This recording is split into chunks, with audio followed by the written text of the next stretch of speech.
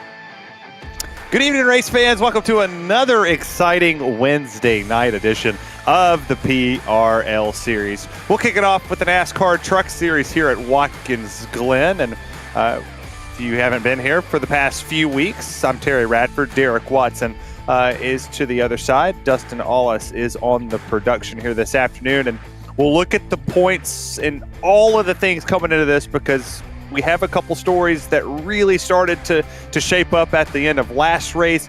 You see the standings. We're here at Watkins Glen. One more race after this, the Milwaukee Mile. Derek, crazy to think that we are 2 races away from ending it, and a couple of the heavy hitters this season. One's not here tonight, and one's done for the season. Well, and even crazier to think for these guys, Terry, that 4-week schedule or the 4 road course schedule is over after tonight. They can go back to the ovals. But look at the points here. Alan Dice is in first at 292. Cody Atkins is 14 points back in second place. Looking back, Kevin McGarvey and Dallas Sullivan. They're within reaching distance, third and fourth. And Steve Loving, Brett Adams, Hayden Palumbo, Matthew Karikoff is up in 8th. Adam Schoen in 9th. And then Zach Panzarella is back in P10. Note for Cody Atkins, I believe he's done for the season. So that should all but wrap up the point standings there for Alan Dice. With Loaded Dice Racing here in the team championships, leading it by a ton. It is going to take an absolute disaster in the next 2 races for Team CPR to even get close to it. The battle is for second and potentially third if you look there at 4th. There's a fight there with Riding Shotgun Motorsports and then DDI every day. And you see the rest of the field really does not look like it's going to shake up too much other than Regan Bogue jumping Bull Creek Racing last week. Not a whole lot to talk about, but there's some sponsors to thank that go out of their way to make everything possible for us this afternoon. And it starts with Advanced Sim Racing. They're owned and operated by passionate sim racers. Advanced Sim Racing designs and builds the most sturdiest and most durable aluminum profile racing simulating cockpits available in the market today. All PRL members, I thought I was going to get through it without messing up, get a 5% discount code on ASR products using the Precision5 coupon code. Racebox offers mid and high-end button boxes for sim racing enthusiasts, from the casual gamer up to the most meticulous sim racing driver. Competitively priced and carefully handcrafted, their button boxes are an enjoyable addition to any sim racing setup. Visit RaceSpotTV.com and get a 5% discount using the Precision5 coupon code. My personal favorite, the Butt Kicker. Butt Kicker products add incredible immersion and realism to every game. Feel every nuance and truly put yourself in the driver's seat with the Butt Kicker. And you got Mechasim Hardware back there, the small company from the Czech Republic. Their goal is to produce high-quality sim racing hardware. If you're looking for high-end pedal sets, handbrakes, or sequential shifters, visit Mechasim Hardware's eShop right now to get yourself up to speed. And if you need to get up to speed, Moradness is where you need to go as well. It's a performance lifestyle brand motivated by motorsport and founded by professional race car driver Daniel Morad. For more information, visit moradness.com. And if all of that didn't excite you, Mr. Hedge Sim Racing Photography. You can capture your finest, proudest, or your worst moments, which Derek and me would probably have some bad moments here at Watkins Glen, in up to 8K resolution. It is a great addition to any sim racing room. But that's a look top to bottom of all of our amazing sponsors that help us put the PRL season on from start to finish. And who knows, maybe we can add some new ones to next season as well. But it's time to track some qualifying. And Derek, there's your points leader, and he looks like he's on a good lap. And that's Alan Dice, of course, has that 14-point lead. But as you said, Cody Atkins in P2 is done. Ironically, since we have all the Go Bowling at the Glen icons and logos here at the track, he is bowling. He has picked back up his bowling season and has hung up the keys to the truck for the season. So what we're actually tracking is the lead between Alan Dice and Kevin McGarvey, and that is 16 points coming into tonight. Kind of like, what's that Stephen Lynch song? Almighty Malachi, Professional Bowling God, or something like that. Good song. It's good listening to on. No idea what you're on talking YouTube. about. You should definitely go listen. I know you're probably busy listening to Frank Sinatra and all of the old classic. Spreading the news. Yeah, there we go. Almighty Malachi, Professional Bowling God.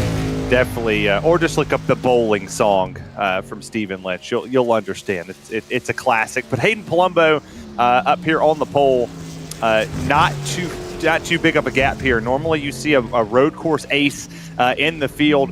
There are 4 drivers that are in the 114 brackets that's separated by 0.3 of a second. So it'll be very interesting to see as Alan comes across the line there, and he'll actually jump. I believe that's P1. Yeah, he jumped it by about 1/1000, and Hayden Palumbo jumps him back.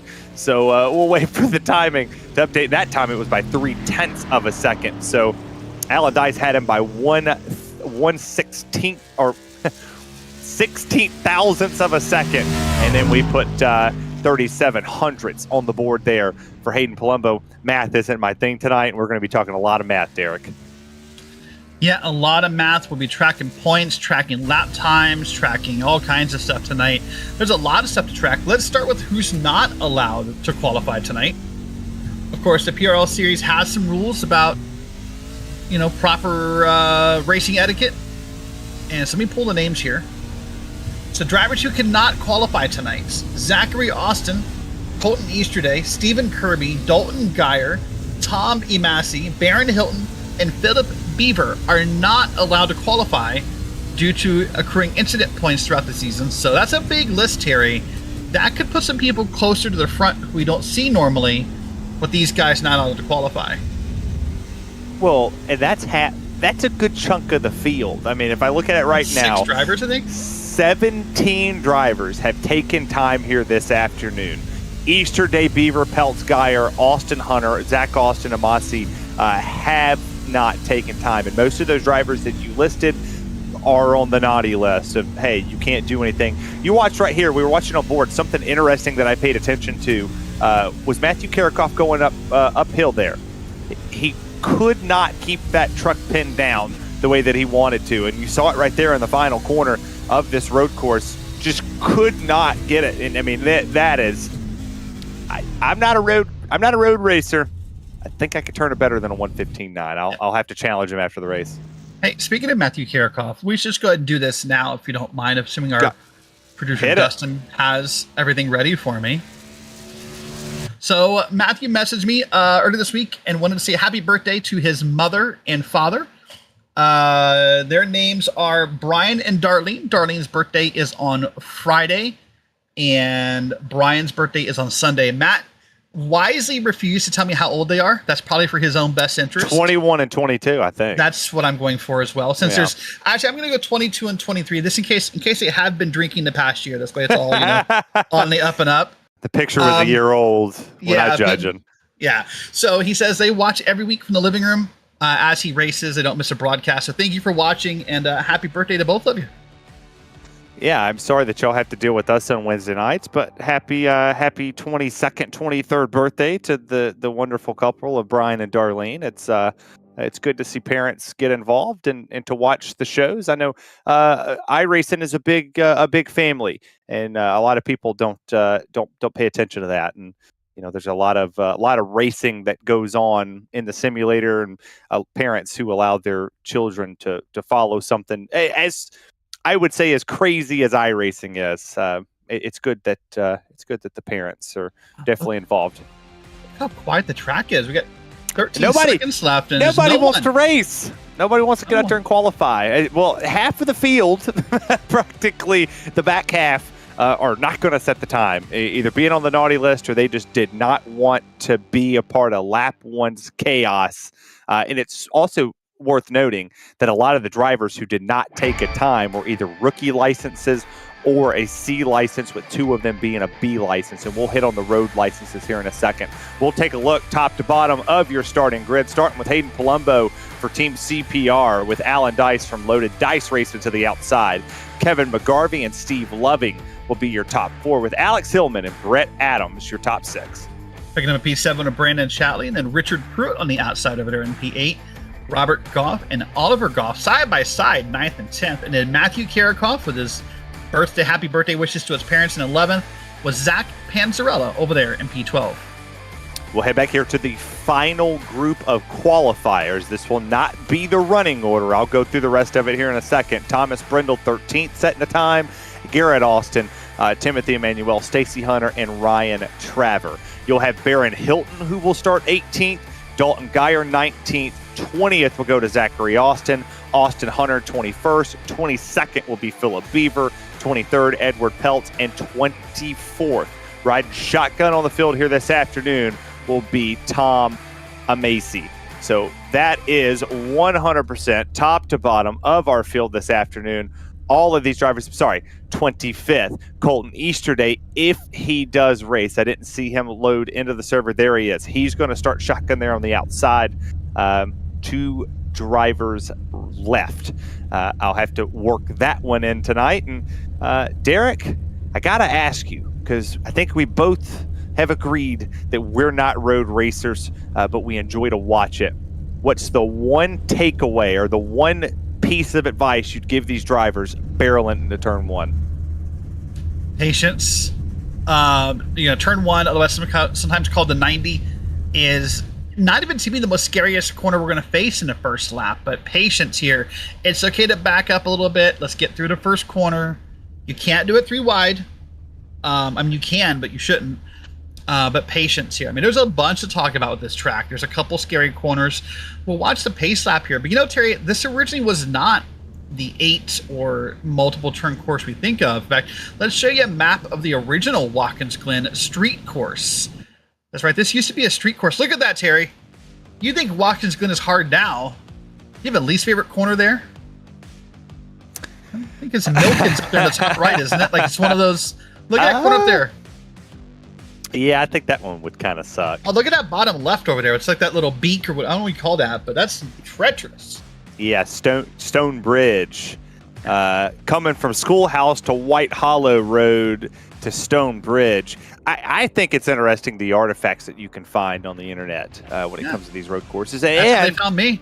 Well, that is true. That is true. I think RaceSpot had like a dating app for Tinder or something, and then we found you. It was cool. Yeah. But yeah, there's a lot of corners on here that when in the pre-meeting me and Dustin had watching some of the stuff, he threw these on the board. I said, "Wait, what is this?" And he's like, "Oh, this was something from like what 1940 something." Yeah, when the track first opened, it was this is what it looked like, and they started really working on the track and. I think in 71 or so is when he got what we know now as the Glen and whatnot. But yeah, we're going to go here. They're already in the bus stop. I'm going to throw one more trivia if we go back live here. Peace at you, Terry. This is the bus stop right here. This seems so iconic to Watkins Glen. That wasn't added until 1992. That's the first year we ran the bus stop at all at the Glen. It was added by NASCAR after some pretty treacherous accidents. So there we go. Pace cars, well, not really off track. That's not off track, actually. That pace car was off track. Actually not. In this version of the Glen, you can be up there, believe it or not. Yeah, we'll call the pace car out for trying to cut. That sedan is not driving this course right, but we are going to get ready to go. No. We will call 2 straight races from start to finish, 40 minutes, 50 minutes. The pace car is going to come down pit lane right here, and the field will be in the hands of Hayden Palumbo as Barney the flag man waits in the wings for everybody to get under the bridge. And green flags in the air. We're racing for 40 straight minutes here around the Glen as Hayden Palumbo gets to the right-hand side, drops it down into 1, and we're 3 wide already back here with Baron Hilton. And I believe that was not Brindle, but Amacy was back there. And now we're just going to try to single file it out. This is what we call the S's for obvious reasons because of the shape it makes. This is maybe the most important part to be single file. Oh, that was close there for a second. And now we head back towards the bus stop. Oh, we got contact back here. It's Colton Easterday and somebody back here. Zachary Austin, I believe. Yeah, 2 drivers already having a little argy-bargy in the back of the field. The one thing we're not going to necessarily talk about here this afternoon is tire wear. Not what we're going to see 100%, but you take a look right there. Zachary Austin gets loose in the S's. You talked about it not being too wide. You also see that we have something a little different here on road courses. Barney is in different positions here this afternoon because we will have local cautions for the drivers who come up on an incident. They will throw the local yellow instead of throwing it full course like the actual NASCAR Cup Series or Xfinity Series does here on the road courses. It will be a local caution only. They do throw locals there, but if the truck or car cannot continue, they throw the full. They won't do it here as they're 2 wide into 1. But not for long. See a truck way wide out there in the pavement. That is an off track, by the way. We can talk about that in a couple of laps here. Now they're going to be side by side up to the S's again. That's Baron Hilton. There, we're seeing here that 1 truck. Baron Hilton had a good run, by the way, earlier in the season when we took these trucks to Mid-Ohio, if I recall correctly. So he had a little bit of momentum he wanted to build on in this race. Not necessarily building on it right here at the moment. As you take a look there, trying to go 2 wide into the bus stop, and that was a very, very, very awkward entry into it for Tom Amacy. As you look at Ryan Traver back here in the 03, he's riding in the 20th position, trying to make up some room. You see trucks all over the place. You see Austin Hunter, he's pulling out of line. He's trying to make a pass right now on Garrett Austin in the 34. He will get that pass made and done. He'll set his sights on Timothy Emmanuel, who's right up in front of him. Something that a lot of people don't enjoy is Brendan Chatley's on pit road for some reason or another. I will follow up on this if you want to keep talking. Well, he was on there was a whole lot of smoke coming onto the pit lane. Oh, okay, so we're getting word that he spun it, and Derek, this is going to look fun. There you go. Oh. Well, that's a product right there. If you back it up a little bit more in the replay, if we could see it, he's going to come out of what is turn, depending on who you believe, turn 7 or turn 8. And he's going to hit that outside wall, and this is going to kind of pinball him back across. I've seen this happen. This is Watkins Glen week on iRacing, by the way. NASCAR A, NASCAR B, NASCAR C are all there. Let's watch this again. I'll finish my thought. It's a little wide there out of that final corner. He's going to gas it too hard and thumps that wall, and there you go. That's what happens to you. It's a product of being aggressive on the road courses, Derek. It is, yep. Let's finish that thought, though. I was going to say also the SimLab production car, the multi-class with the GR86, MX-5, the Ford Mustang, and the Clio are here as well on the road side. There's a lot of Watkins Glen across iRacing this week. That's what I love about iRacing, is you could be anywhere and everywhere. And if you don't have iRacing and you're just flipping through YouTube and we jump to the top for whatever reason we're at the top for, iRacing.com, 40% off new members. And if you follow the World of Outlaws on Twitter, you can use promo code WOO for 50% off here this season. Until that promotion's over, I'll continue to try to push that one as well. So we can get some stuff going on back. All right, we're gonna watch Baron Hilton continue to make a process here. This could be a pass in. Nope. Almost an attempted pass in the bus stop. I think I lost Terry for a second. I don't hear him talking, so not sure what's going on there. But we'll keep talking here. Baron Hilton told me today his whole plan was to stay in the groove. Baron Hilton has a goal today of being in the top 5 before this race is over. Hold on. That is Austin Hunter in the 312. He is done. He hit that thing head onto the wall. There's Dalton Geyer, wasn't allowed to qualify in the 365. Now they're going to come down here to the final 2 corners and make the left-hander here.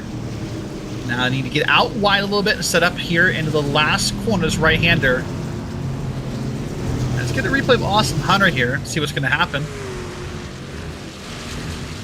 I can't tell. Did he get touched? Lost it over the curb. Okay. And he just instantly called it a day and got out of the way there. Got Dalton Guy here's going to run around here and be right behind that truck in front of him. You can get a bit of a draft here on this back straight. He's going to be right behind Ryan Traver. And that little bit of draft is beneficial to you if you pull it off. You can actually gain some speed down this back straight and start to set up that pass in, or that turn in the bus stop here.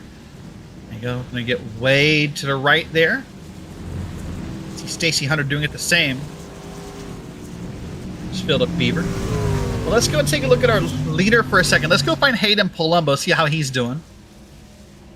And I want to ride on board if we can. Let's get an onboard camera, and I'll walk you through the corners here at the Glen. This is turn 1, which some of us call it the 90. According to iRacing, you cannot get up to the left of that curbing there. That is an off track. Now you're going to come up through the S's. You can hear Hayden kind of playing with the throttle a little bit. And now, right about now, yep, you'll get full throttle. Now you'll start reading the boards on the right-hand side. Right about this 200 board, you want to start breaking it down. And in order to be successful at this bus stop, just like Hayden did, you need to get that car pointed towards that wall on the right side. You almost want to hit that wall. It's really scary. Now this is through the carousel. And then down here through the straight. Now if we were road course racing, and then IMSA, you would go off to the left there at the boot. We'll talk about that later. But he's going to come down here. And depending upon who's counting the corners, is either turn 6 or 7. You can track out a little bit here over the curbing. And now set up it here. And this is your last corner. And that is a lap around Watkins Glen. And actually, while we're doing that, I should tell you, Philip Beaver, who we just saw on track, blew up his car, or his truck, by missing a shift during that lap. So he's now out of the race. Come back around here. Watching the 27 machine get around here. The machine is the word I've been working on. This is going to be Steve Loving, who's one of our top points runners. The machine is a new word I'm trying to use. During Friday Night Prime Time last week with Arjuna here on RaceSpot, we had a whole talk about using the word cars or trucks in racing, so we decided to call them machines. So you can never get it wrong. This here's the that's Cheeto's machine here. Watch this here. Just looped it there. Got a little too aggressive on the throttle. Maybe caught the curbing on the right-hand side, but nice save. Kept it out of the wall, and no one hit him. So that's a free. That's a nice save there for the 22. All right.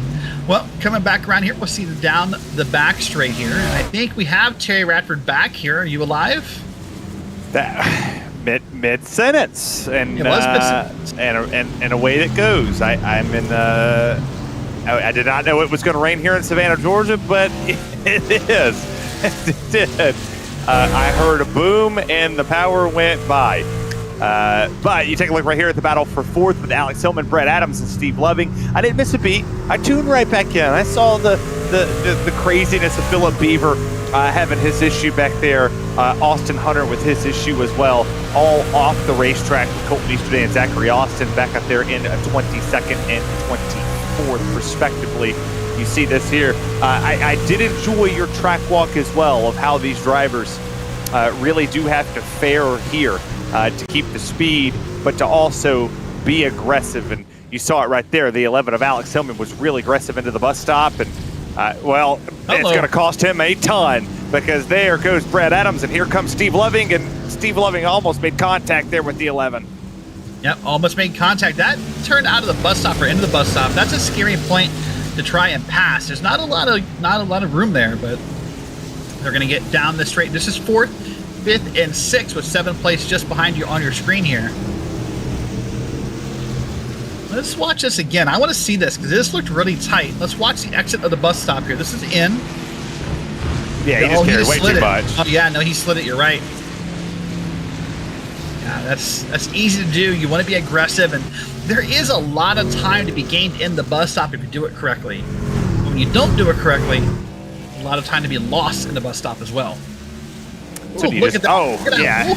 Yeah, he's digging for everything that truck is worth there on the back end. And for Alex Hillman, I mean, he's really out here well, he was out here to win a championship to start. Did not have the season so far that he necessarily wanted, but this is a good start for him. And I talked about tire wear to open this race, and something that a lot of drivers will burn the right front up at a traditional oval, but we're not turning left all race long here. We're turning right and left this afternoon.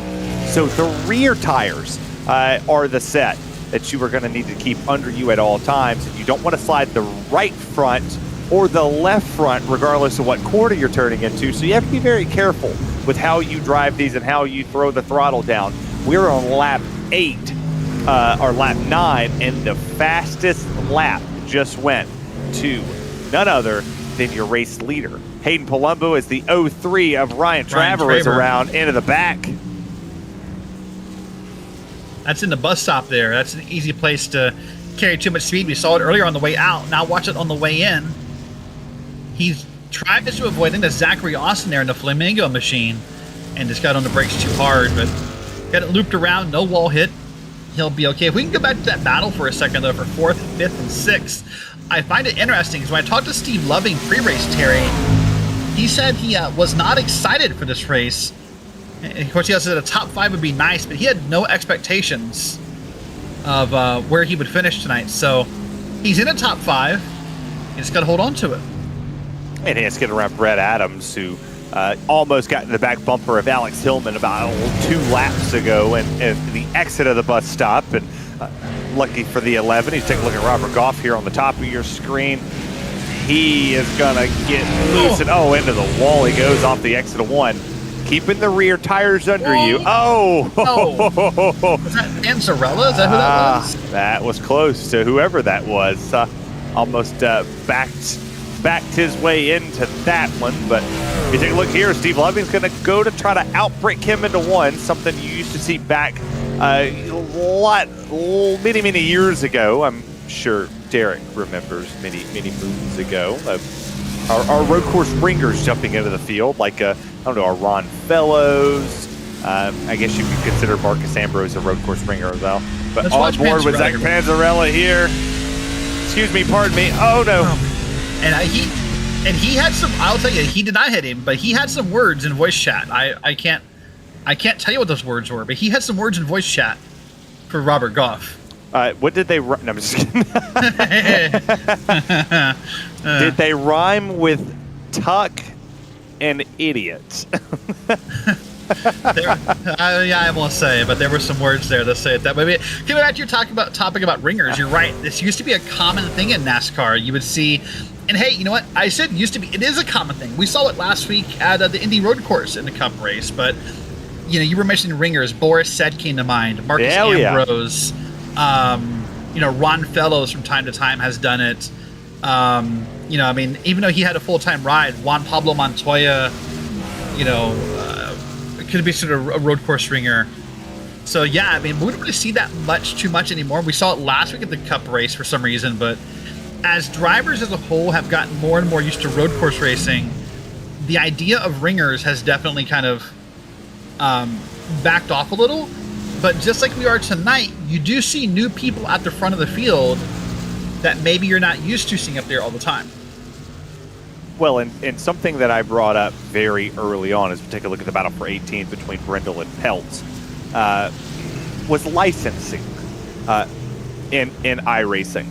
So, and Brett Adams goes around. He was 5th. He's now going to drop through the field behind Richard Pruitt. He's going to go to 7th. But I mentioned licenses.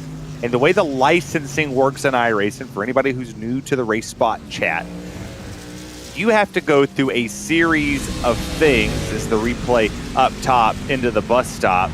Yeah, he's just going to lose Hello, it right there. Hold on. Forget about your topic. Who was that? Who made that dive bomb? Did you see that on the right side of your screen? Believe that was Hillman. Really? Wow, that was a... can I say that word? That was a brave pass. Or was that Steve Lovett? Might have been Steve. That was Steve. Wow. That had to have been Steve. I'm looking on my He was the only one screen. close. You're He right. was the only one close to it. It had to be Lovett. That was so brave. I mean, wow. It was Steve Loving. I went back and looked at my own screen. It was Steve Loving. That was... Wow. Look at this. Watch it again here. I think it scared the hell out of him. It did. Scared the hell out of me. Scared Brett enough that he just said, I'm just going to lock it. But back to the licensing thing. So you have to go through a road. Not road to pro. That's something totally different. But it's a road of licenses that you have to chase. Starting with rookie, obviously you work your way up the more races that you obtain with iRating and safety rating. The leader of this race has a C-class license with an iRating on road, because we don't take your oval license on this one. We are going to take your road license. So the oval license means nothing, as Alan Dice almost ran into the back of Zachary Austin there. But he has a 1400 iRating with a safety rating of 2.83. So I was not expecting him to be up here. Richard Pruitt has an iRating of 584, but with an A-class license. So you can have all the imagination in the world of what you could have here. And that kind of brings to the forefront of, you don't necessarily have to have the best iRating. A lot of these drivers don't do officials, Derek. They just don't do it. They got their license to run in the league, and they put the time in the practice. Case in point, Steve Loving is an A-class license with a higher iRating. I believe he has the highest iRating in this field right now. In the road with a 1571. He's running 4th, and he's about 7 seconds, now 8 seconds off of our race leader, Hayden Palumbo. So I think that goes to show you that licenses don't mean anything, but practice does. That's exactly what I was going to say. That's a common trend across iRacing, is to talk about license requirements and all that stuff. It means nothing. How much you practice, and listen, and I don't want to dog the system. I have a lot of respect for the system that iRacing does. Yeah. Just remember, I work for them. I know. But here's the problem with the rating system, and I mean this well, and they've talked about addressing this, by the way, in one of the dev blogs. Your road iRating is for everywhere. The Glen, Spa, Sonoma. I heard something there. Everything. You can be really great at one track. Let's watch this real quick. It's going to be Matthew Carrick off that I heard in my head. And no, that's actually, you know what? If you're going to hit a wall, I'll take it. That's the one I want to hit. Yeah, that's how I want to hit it. You want to hit it side. And that'll hurt the handle a little bit, but that's a good motor. But I come back to the point. There's the Glen, there's Daytona Road Course, there's the Roval, there's all these other road courses. You can be great at the Glen, but maybe your iRating doesn't reflect that, right? I am such a naysayer about this whole license system and and iRating. This would be Robert Goff here in the 85. Just going to get way wide out of turn. Oh, that's Oliver Goff. Sorry, pardon me. I got the wrong Goff. Nice save there, overall. Yeah, I think a lot of it works. A lot of it brings to the point that, I track familiarity. You know what I'm saying? Like going to Coda last season for me in the PRL. What do I know about Coda? I know it's in Austin, Texas. I know it's in America. Spell Coda first off. It starts with a C, I believe, something That's good. like that. Okay, but cool. I didn't necessarily feel comfortable there, even with some of the best road racers in the PRL. Jeff Evans, Bradley Holly, Richard Regan Jr., Abner Acosta going, hey, you're driving too hard, you're driving too deep, you're not turning. It made no sense. I could come to a place like Watkins Glen, while I am not going to come out here and put a blazing time down in the trucks. I'm not going to come out here and put a blazing time in the Xfinity car. I'm just not a road racer. It's just something I've never enjoyed. But I don't need to learn the track. I know the track. My iRating would not reflect what it is on road here at Watkins Glen. It wouldn't reflect what it would be if I went to a place like Road America, where I enjoy running Road America. I think it's a wonderful racetrack, and I believe NASCAR should go back. That should have never been taken off the schedule for a road race. But for a lot of these drivers in here, like a Steve Loving, he got put in an early deficit, and now he's having to break his road racing skills out as Kevin McGarvey comes on pit road, one of our first ones, we're going to need a pit stop, Derek. You're going to have to dig yourself out of a hole regardless, and this is experience coming to play. Let's watch this replay here real quick, and we'll talk about pit stops. Oh, that's too wide, the bus stop, and just tried to... I don't think he tried to squeeze him, but that's what happened. And, he got bullied, son.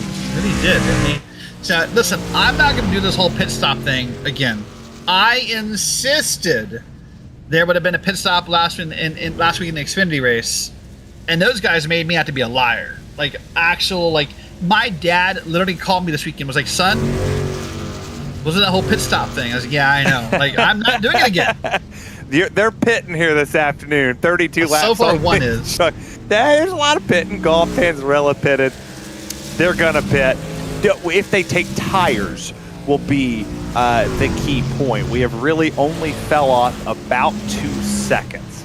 I think right at the moment with Alan Dice being that far behind Hayden Palumbo, a short pit for him would be smart. You want to short pit him, and as I say it, Alan Dice short pits the race leader. Now, for how many laps? It's about a 2 seconds difference from one person to the next, unless you go back to a driver like Richard Pruitt. He has fallen off the most with his tires, 4 seconds on the dot.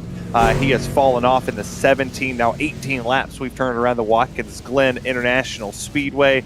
But it's going to be very fun to see, when does the 25 come down pit road? I would imagine it would be the next lap. He does not want to get called out here. He had time to give. I would imagine that he's not going to want to give too much of it up.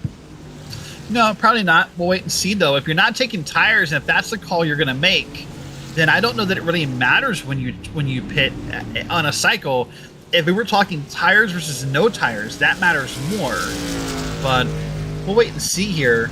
As we're more than halfway through this race, by the way. That's impressive to think about. I looked up at the clock, and man, Hayden Palumbo is just so far walking away from the field. I mean, I know you talked about it earlier, but so impressed. Hayden's someone I've not been able to get a hold of pre-race so far. There's your pit stop. Terry Radford, you are on the call tonight. Well, and when you call a lot of these, did you just hit puberty right there? What happened to you right there? I had to cough, and you said something to me, but no. You've called a few of these races. When you call a ton of them, you start to see things, and this is really what I enjoyed about racing last season. Is it opened my eyes to a different strategy. It put me in the mind of some of the best on iRacing. I mean, they have the all-time wins leader and Bradley Holly sitting in a room with you. You take advantage of that opportunity to learn and to listen. You take a look at the blend here between Alan Dice and Hayden Palumbo right here on the bottom of your screen.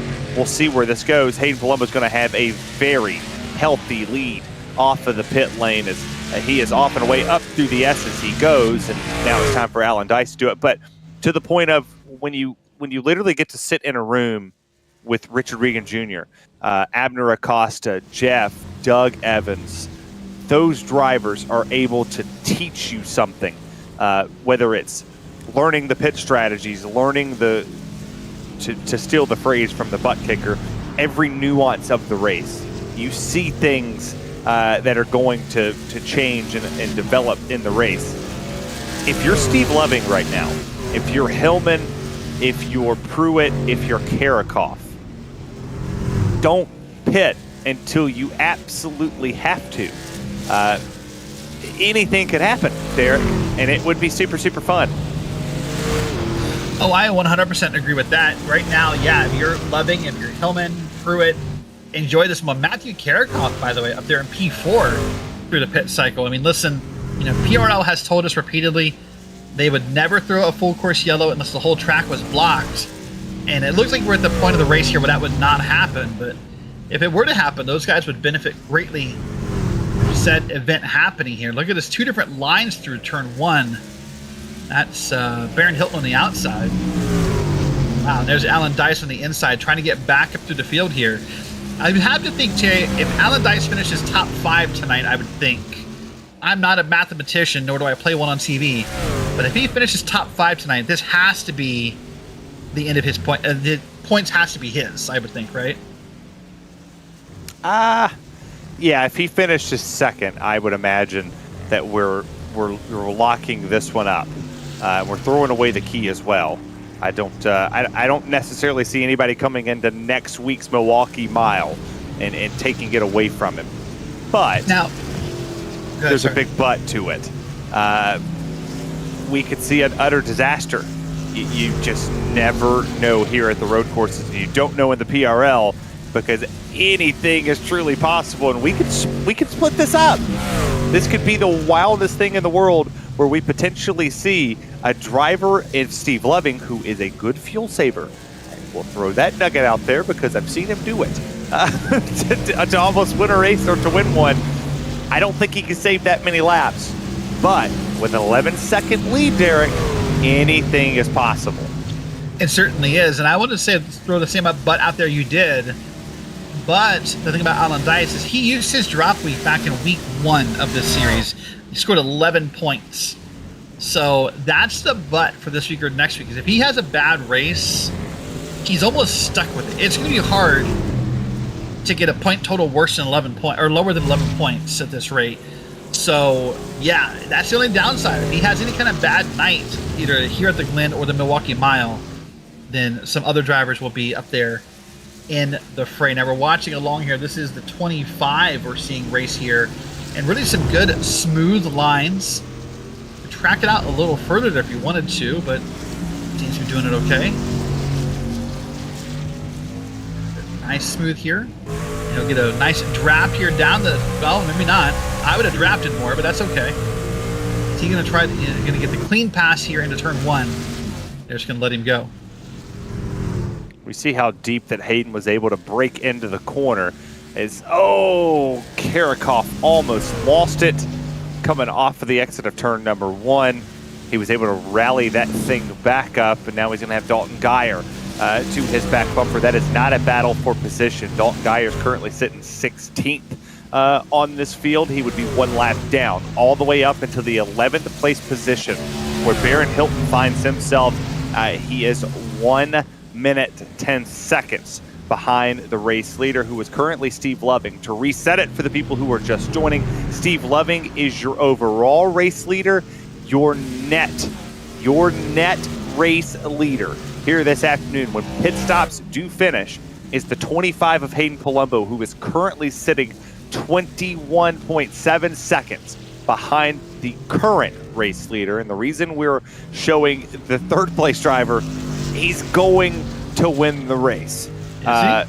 He's going to win the race if it stays consistent. He is the first driver on new tires, and he has a massive gap all the way back to Alan Dice. It is about 9 seconds, as Ryan Traver has went around for the 2nd time this afternoon. The reason I say Izzy, you mentioned Steve Loving as a great, fuel saver. Let's watch this with Traver real quick here. That's Dalton Geyer on the outside, and just got in the gas a little too early. Stomped on that pedal, and they wanted to come around on him. Nice job though. Didn't hit anything. Now, here's my thing for Steve Loving, though. If I was coaching him right now, if he is listening, hi, keep your hands on the wheel. Slow down. All kidding aside, you have a 15-second lead over Richard Pruitt. If you want to save fuel, slow down. Like, I know that sounds silly to say, Terry, but you can back this pace up And maybe, let's see what he's doing here. That's pretty normal. He's clutching right there. Oh, that's very late right there. He's very late back in the throttle. Maybe he is trying to slow this down. I think Richard Oh, yeah, doing the listen to same this. thing. Oh, that's very minimal throttle usage through the S's.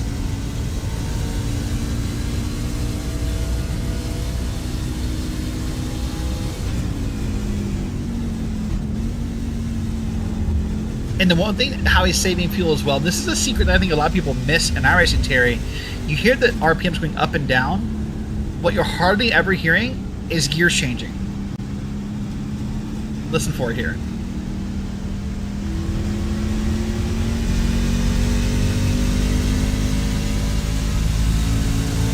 He's just letting that one gear do all the work. There's one right there. You have to do it there. You can't not switch gears there. I think he's just going to third. He's going But- from fourth to third, and he's going to pit here. Wow. Maybe he was just trying to get the extra lap then, because, I mean, that was a lot of fuel saving to make that happen there. But going back to that whole gear thing I was talking about, when you're going up and down the gears in a car, every time you go down, you're maxing the RPMs again, and you're using all kinds of fuel in a car. Typically, if you want to know why a teammate or why a driver is burning too much fuel, go back and look at their data, and I bet they are up and down the gears multiple times per corner, and that's how you waste a lot of fuel road course racing. Well, at least they're not wasted away again in Margaritaville. You know, they're searching for that I'd love lost. to waste away again in Margaritaville right now. I mean, some people claim that there was a caution to blame, but I don't. I think it's all Hayden Palumbo's fault for trying to stink up the field. But it's good to see some strategy. Richard Pruitt in the 24 is still staying on the racetrack, and the gap is dwindling.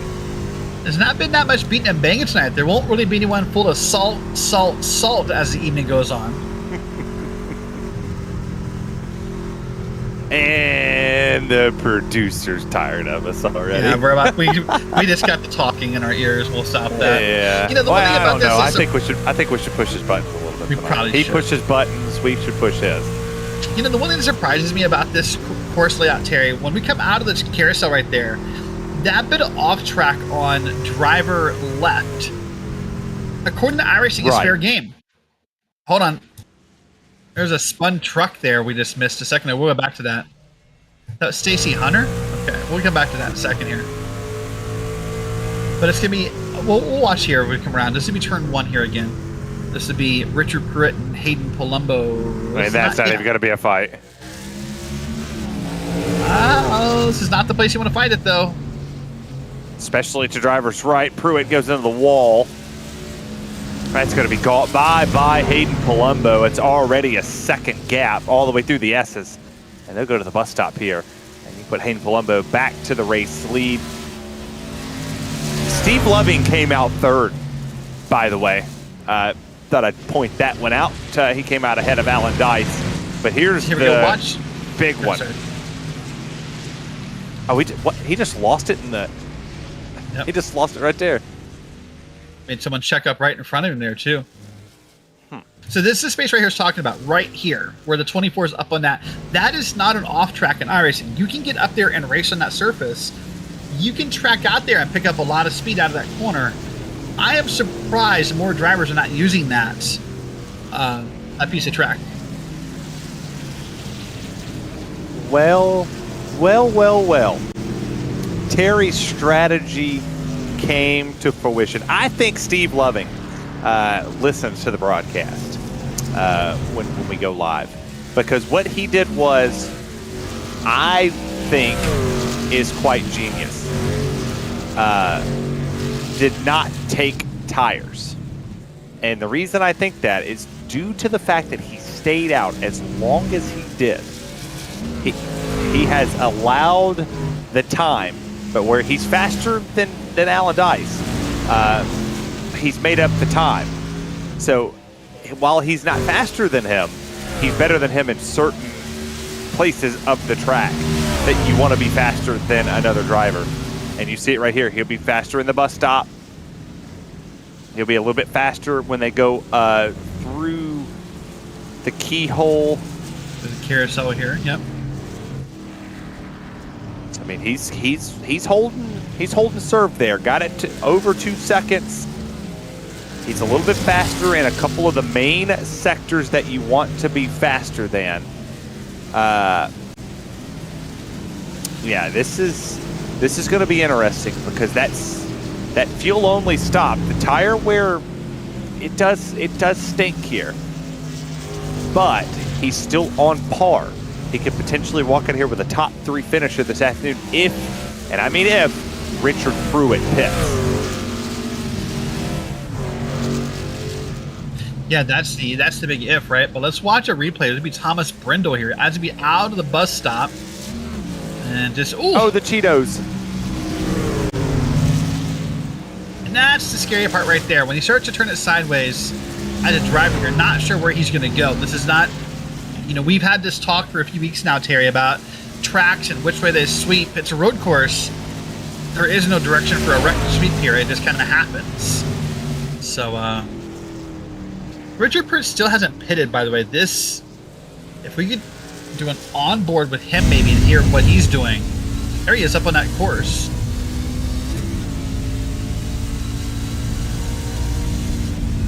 I don't think he's saving anything. Sure, I was gonna say there's nothing, and like unless I missed something, that was full throttle there.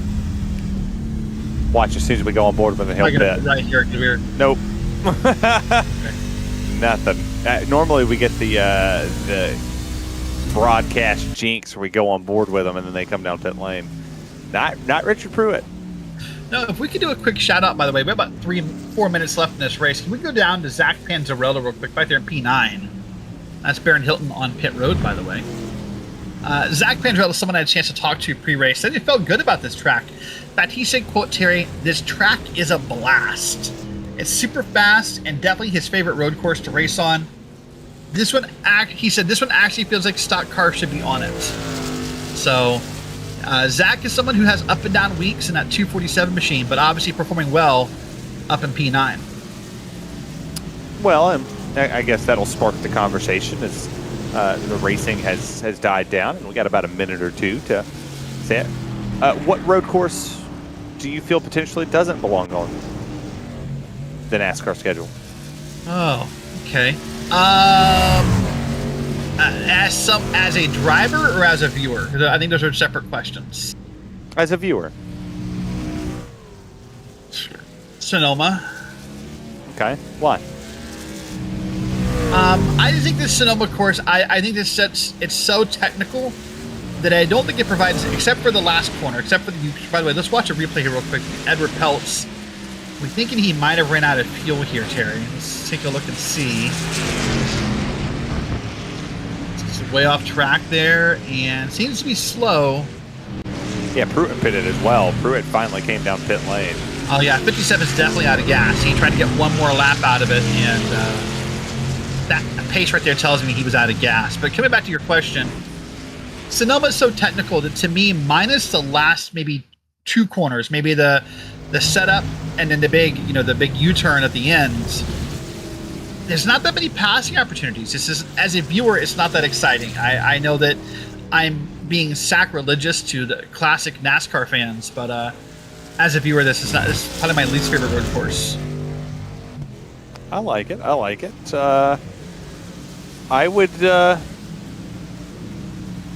would have to say that I agree with you. Sonoma's very boring, as we'll get 2 laps to go here. So we'll go off of what the lap counter calls. So he will not see the white flag this time by. That will be the next time around. But 2 laps to go here at Sonoma. Hayden Palumbo leads it by 5 seconds over Steve Loving, who took no tires on his pit stop. He had a 6-second stop, 34.7 on pit lane. He's all the way back there. You go another 3.2 seconds back to Alan Dice, who is your points leader, who has a very good opportunity to walk away, not necessarily clinching the championship because Kevin McGarvey is back there in the 5th place position. And what a rebound for Brett Adams. Had some issues there inside the top 4 as we have a battle for position here. This is for the top 9. 9th, 10th, and 11th on top of each other as Panzarella goes wide off track. And it's a good move to avoid the contact, but that was way too wide there. That'll break his momentum here. So this will be Timothy Emmanuel, Robert Goff, and then Panzarella in the back here. These guys will also not get the white flag. That will be next time by. There's Robert Goff in the bottom right of your screen. And now this Panzarella's in sort of in the catbird seat here. If these two guys want to get aggressive here, like we saw happen Sunday in the Cup Series at the Indy Road Course for PRL, he can still get a spot back. Youngest man in the field, Robert Goff. Timeless classic, I would say here. Final lap, white flags in the air for Hayden Palumbo. We'll see what Hayden can do as you take a look on board with Goff. And something happened to Matthew Karakoff. He is out of the race. This automatically gives the position to Robert. He's going to jump up to the 9th place spot. Timothy Emmanuel jumps up to 8th. I guess to hear that was a little weird. Karakoff just gone. No questions asked, as we'll go on board with your race leader right here. Yeah, I wonder if he had a connection problem, because he just disconnected right down the middle of the back straight. There was no contact, no nothing. He was full speed, and just poof, he was gone. But all right, well, here it is. This is the last couple corners here for your presumptive race winner. Tried to tell you who's going to win it. Through turn 6, all the way over to turn number 7, and down the straightaway here. Welcome to Victory Lane. It's win number 1 on the season for the 25 of Hayden Palumbo, and Steve Loving with the strategy call of the night. P2 here this afternoon with Alan Dice, your 3rd place finisher. Great thing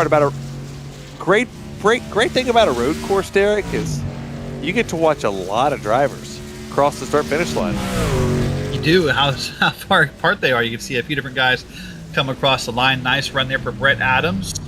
It'll be Robert Goff back here in turn 1, and I think he's going to run it out of fuel on the last lap. I don't know if maybe he just didn't set the fuel correctly. That put Panzarella back up a spot, by the way. But that's Robert Goff here. He'll be at P10 because he's the last car in lead lap, so that's where he'll finish. That'll be like a 9-minute lap right there, Terry. They'll have him tow before that's over. Plus, he'll never make it up the hill. Yeah, but say if he makes it back to the start-finish line, would be the interesting one. Here is Timothy Emmanuel. There's Zach Panzarella. And I would love to say we would sit here and wait for Robert to cross the start-finish line, but yeah. The Xfinity drivers here comes are his ready for their teammate. turn. Wait, here comes his teammate. That's teamwork. Maybe. We'll watch this for us. There we go. Put it neutral. I think he's stuck in the grass there. I don't think you're going to get him out. You got to get a running start. Well, if you put it neutral, it should be able to move you. Oh my goodness. There we go. Ha ha ha! He's listening. Neutral. He was in a gear. He was stuck.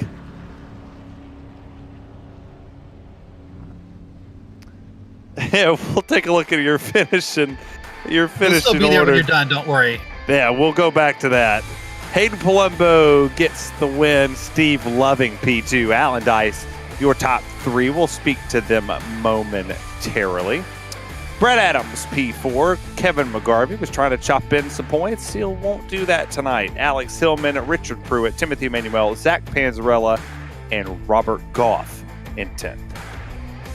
Picking up Dalton Geyer there, 1 lap down in P11 with Brian Traver and Oliver Goff and Thomas Brindle, all 1 lap down back through 14th. Then Matthew Karakoff finished 2 laps down in 15th with Garrett Austin and Edward Peltz, Tom and Massey, Stacy Hunter, all 2 laps down, and then P20 is Barron Hilton, 5 laps down. Take a look right here at your final 4 finishers of the evening. Colton Easterday, Zachary Austin, Philip Beaver, Austin Hunter, and Brendan Chatley. Don't worry about Bradley Holly. He did not start. He was admin in the race. Hayden Palumbo set your fastest time on lap 2. with a 114.434. We'll get ready to talk to our winner, and we'll do things a little bit different here because I don't really want to walk as you take a look there. We're going to finish this damn lap, I promise. Hayden Palumbo is going to stand by with the man, the myth, the legend, Derek Watson. Hayden, you did it. That is a victory at Watkins, Glen. How are you feeling right now? Pretty amped. I was white knuckling the steering wheel there, and I don't think I cracked 50% throttle for like the last, I don't know, maybe 5, 6, 7 laps or so, just trying to make it. I was sitting there fretting. I didn't think I'd put enough in it, and I literally sputtered across the finish line. Yeah, we saw that from a few drivers towards the back of the field here that didn't make it around or had a hard time making it around, who had that same thing happen to them. Well, you're in the winner's race that'll happen here, I believe, at the end of the season, and made us some good points here. Do you typically like road courses, or is this sort of a one-off for you? I'd say Watkins Glen is definitely my best road course. I mean, I'm always kind of fast there. Like, I guess growing up watching NASCAR, I always thought it was cool because they were turning left and right. So the second I downloaded iRacing, it was like one of the first things I bought and just kind of learned it. I've, always ran well at it. So I definitely say it's kind of one off of my of being good at. So all right, well, good job tonight. You got your first win in, and congrats. You want to say hello to or want to thank on the way out? Just all the folks watching, and the team CPR guys, they really helped out during the race, and getting timing and knowing when to pit. So all right, well, congrats on your first win here, and we'll see you next week. All right, thank you, sir. Thank you, Hayden. That is Hayden Palumbo. He finished P1, Terry, and I think you have now caught up with our next driver. Yeah, our next driver right here is going to be Steve Loving, who's going to bring it home on a great strategy for a P2 finish. And Steve, you took my advice, whether you wanted to or not. I said no tires would be the way to go. You bring it home second. You just wanted a top 5 out of this. How does it feel to bring it home second? Feels good. I didn't know that was your advice, but I just channeled that inner energy from you. You needed Felt to. it. Yeah, the tires guys looked like they were eating ice cream, so I said, forget it, I'll just take gas. Yeah, I was really just hoping for a top 5, and hey, second place, I'll take that. That's even better. Finishing ahead of Allen is very helpful for points, but knowing Dallas missed a race, that actually helps a little bit too. So I have a long shot, but I'm still in it. Still have an opportunity going to the Milwaukee Mile next week for the season finale. Here in season 3, chances of going to win another short track race this season? Maybe. I haven't run there with trucks before. I love it with Gen 5, but we'll see. It should be a fun race, and I don't know. We'll see what happens. Yeah, absolutely. Well, congratulations here on a strong P2 finish here at Watkins Glen, and the shot or the long shot is not over for your championship run. But final question, how do you like your steak cooked? Medium rare. And crusty on the outside. That's a good one. That's Steve Loving, driver of the number 27 United Distributing Toyota, getting it done, and we'll see you at Milwaukee. All right, have a good one. Thanks, sir. All righty. Next driver on the board would be the points leader, Derek, and it's Mr. Alan Dice getting to speak with you. Alan, well, we talked pre-race, and of course you said you weren't that excited for this, but you got P3 out of it, so that's a good run, right? I am thrilled with P3. I usually struggle in any type of stock car on a road course, so. I have good news for you. I've not seen the official schedule for Season 4, but I think there might only be one road course on it next season. Yeah, 2 this season, and honestly, I did well at both of them. The last one we ran, I think I was top 5. I can't remember, but I was thrilled with that position too because I never do well. Just running that GT3 league with this group has really helped me, I think. But these things do drive a lot differently than that. All right, well, so a big story in the points tonight. Cody Atkins, of course, done for the season. Dallas Sullivan not racing tonight, so it's probably put you up to about a 30-point lead here, just coming to the Milwaukee Mile. Do you enjoy that track? Are you confident in your ability to win there? I think I'll be okay. I haven't been there in a while. I'll definitely jump in a little early to get practice, but honestly, it'll just be about being conservative and not trying to have anything happen. I think this puts McGarvey behind me. I think that puts him in second, and then Steve is in third, I believe. But I think it's like a 20-point gap. But we'll see coming out of this. All right. Well, the question we're asking tonight, we ask a kind of a silly question. We started off here, and then we kind of kick it throughout the week. So the question, Alan, is how do you like your steak cooked? If you're going to a restaurant and order a steak, how do you order it? Rare, at most medium rare. You don't use any of that nasty steak sauce stuff, right? So here's the thing. Oh, here we go. I don't care. You're so good. Listen, I don't care if it's Wagyu. I like the taste of steak sauce. I'm gonna put steak sauce on it. I'm gonna punch you if I ever see you. I heard Dale Jr. talking about that on his podcast. He did, time. actually. Like, I don't care what it is. I'm the same way. I just like the taste of steak sauce. I put it on burgers. I just like it. So. I believe I'm going to channel my inner Mike Davis and say you're a child. So I think that's what Mike Davis said to Dale Jr. If it's a good steak, it doesn't need steak sauce. I don't disagree. I'll eat it like that, but I want the steak sauce. Yeah, exactly. I mean, we can't gate steak. I was cheering for you, and now I'm cheering for Kevin. So. Oh man. I'm sorry, Terry. All kidding aside, Alan, good job tonight. Good job in the road course, and we'll see you next week. Okay. Thanks, guys. See ya. And real quick here, I'm going to try to do something here, Terry. This always goes well. Hold on a second. You're trying to do something? I tell you what, I'll try to do something real quick. I'll get Richard Pruitt. Hold on before you do that. Hold on before you do that. What am I? Hold on. Hayden Palumbo, are you still hearing me? Oh, we didn't get you. Hayden Palumbo, you still there? We didn't get a steak choice. I want to see if we can get Hayden's steak choice in there. Hayden Palumbo must have walked away. I think Hayden hates us. All right, that's. I'll yank Richard Pruitt. Pruitt, you come home in the not so bad 7th place position here tonight, and well, season's not over. Got one more race. Think you can win it next week? I don't know. Milwaukee's a tough racetrack for me, but we'll see what we got. But you can't beat guys like Hayden and Allen if you do the same thing over and over again. I believe that's the definition of insanity. So I was like, you know what? I'm just going to run this thing till the gas goes out and see if we can get up front and actually let a lap. I never thought I'd be able to say that on a road course because I'm not a very good road racer. So it was pretty good to get Melendez Online Digital Consulting out front for a couple laps and bring it home inside the top 10. I tell you need to give everybody in the PRL that kind of just interviewing media training 101 because I have a hard time leading people into it because I'm so used to the real life racetrack where they know what to say. But that's good. I will ask you because you're up here. Please tell me you're not one of the weirdos that put steak sauce on everything, but how will you like your steak cooked? I'll go with medium rare most of the time, just depending on who's cooking it. Do you want steak sauce on it or no if it's a good steak? If it's cooked right, no way. Oh, hold on. A question. Sorry, I'm going to follow up. But you said most of the time for medium rare. So what's the other option? Well done, I suppose. It just depends on the type of steak. Whoa, hold on. I'm going to cut off Terry Radford's interview here. Oh, yeah, it's all yours. How do you go from medium rare to well done? That's I don't have a word for that. That's an eclectic choice. There's a word for it.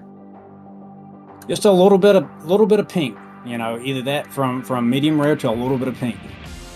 Well, that's not well done. It's not. So you like it well. So well to medium rare. There you go. You got it. There you go. I'll kick it back to the steak knowledge of. I'm a steak aficionado. I get a steak everywhere I go.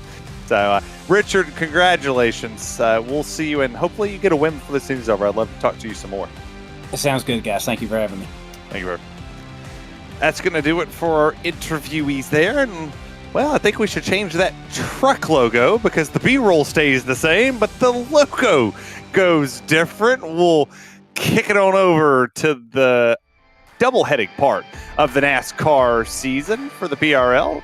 Take a look at the schedule. We are at Watkins, Glen, too, but the difference between the trucks and the Xfinity, Derek Watson, we're going to Daytona next week here where anything can happen. And oh, yeah, by the way, the championship is going to get decided at the world's center of racing. And, well, I'll be damned, Derek. We're going to find a champion. And, by the way, Abner's really good at road courses. Yeah, we are going to find a champion. Of course, it's a very tight points battle. And Abner Acosta is only 5 points back, and of course back from that's Bradley Holly, Ted Lowendick, Elliott White, and others here. Let's see, Thomas Sink, Joey Tebben, Adam Zimke, Nick McLaughlin, and Jeff Evans round out your top 10. We'll take a look at those team championship standings, and it's got a little bit closer given last week's performance with the 3 drivers that sit below us every week. Apparently RaceSpot's favorite drivers that dubbed themselves that title. We didn't dub it, they did. With Ted Lowendick's win, McLaughlin and Joey Tebben all finishing inside the top 10. They closed the gap on the Precision Racing Esports drivers. That's there. Whataback, Regan Vogue starting to put a fight up there. So was Whataback back row, and then it is not a fight. From there on back, you see them up and down the screen. Not a whole lot team championship-wise minus the top, the top 2 that will give us the fight of a lifetime between tonight and next week at Daytona. You take a look at the racetrack now, it's very quiet. Eerily quiet, Derek. That's okay. We're making the transition from trucks to cars. They've got to get people in and out. We'll be okay. But I see a couple safety vehicles here off to the side, but same race, just 10 minutes longer. And cars that are a little less stable, in my opinion. So I think we'll see a little bit more of the slipping and the sliding, but probably a very clean race overall. And here we go. This is our starting grid, Terry. The road course ace, I guess we would call him, Abner Acosta, starts to the inside of last week's winner, Ted Lowendick, who's second, Elliott White, Danny Cervantes, fourth, Richard Regan Jr., fifth, and Nick McLaughlin, P6. Coming back to P7 is Joey Tebben with Mark Kayla on the outside in P8. Jeff Evans and Bradley Holly, they're round out your top 10. And then Daniel Knight and Brett Karakoff are 11th and 12th. We'll take a look right here. We'll finish out this field with Adam Zimke, Doug Evans, Colton Lane, Matt Gagnon, Mike Witt, Patrick Cowgill, 18th, and the final 4 starters here this afternoon, Nicholas Hunter, Thomas Sink, Jim Westerfield, and Jacob Emery. Those 3 did not set a qualifying time down. And we'll get ready to grid, and we had 32 laps in our truck series race. We will have 41 of them in this race, 50 consecutive minutes. So if you have to pee, you have a warm-up lap and then come back. A pretty long warm-up lap, so you have plenty of time. You have about 3 minutes to go potty and come back. See the lineup here, of course. Our team leading right there. You see the yellow and the pink lined up together. That's got to give you confidence, by the way. You know, we talked in the first race about how treacherous turn 1 could be, and it was fine. But I think if you have your teammate right behind you going into turn 1, you must feel good about your chances of surviving turn 1, I would think. You never know. Or you have someone really close to you in voice chat you can yell at if it goes bad. That's always the positive. I mean, I hit somebody under a pace lap, so I get it. The field did not want to get caught to the pace car. They didn't want to stay with him. So either that or the pace car driver got really, really fast, really, really quick. And that is what's going to bring all this field back together. But interesting note from our broadcast partner / racer. He's been asked not to be there. He says he sucks at this place and cannot multitask here without spinning and dying. So that would be the words of Joey Tebben. We'll interrupt the other 2, though. I think that one would be pretty funny because I think they're on cams too, right, producer guy? I don't know if we have on cams or don't. We'll find out, but yep, he don't like talking to us. He doesn't like talking to us. But down here through the bus stop, we already are. Let's see if they're on cams. Let's just do it now. 1 second. We can go bring up Ted Lowendick. I'm going to bring him up here. Let's yell at him, call him a loser, and make him walk through the start. Lowendick, you up here in the broadcast booth. So last week, Hey guys. we did a shoey after we won last week. What are the odds we have back-to-back shoeys? Abner's pretty quick. hey, you know, if we win, we always do a shoey, so you can count on that. But yeah, it's gonna be a lot of work tonight. Admirals looked like 3/10 faster in qualifying, so almost 4. So Right, you're about to go green, so I won't keep you long. But, walk us through the green flag here. I hear you're a multitasker. If you could get us into turn 1 and through the S's, we'll let you call us to the start. Take us through the gears through the S's, and we'll let you go at the bus stop. Okay, sounds good. Sweet, we'll mute it. First gear restart. We don't want to have that issue like we had last week where we get the start wrong. Got to get up here next to Abner. Safety car's about to pull off into the lane. Wait for the green flag here. Green flag's out, and we're coming up to the gears.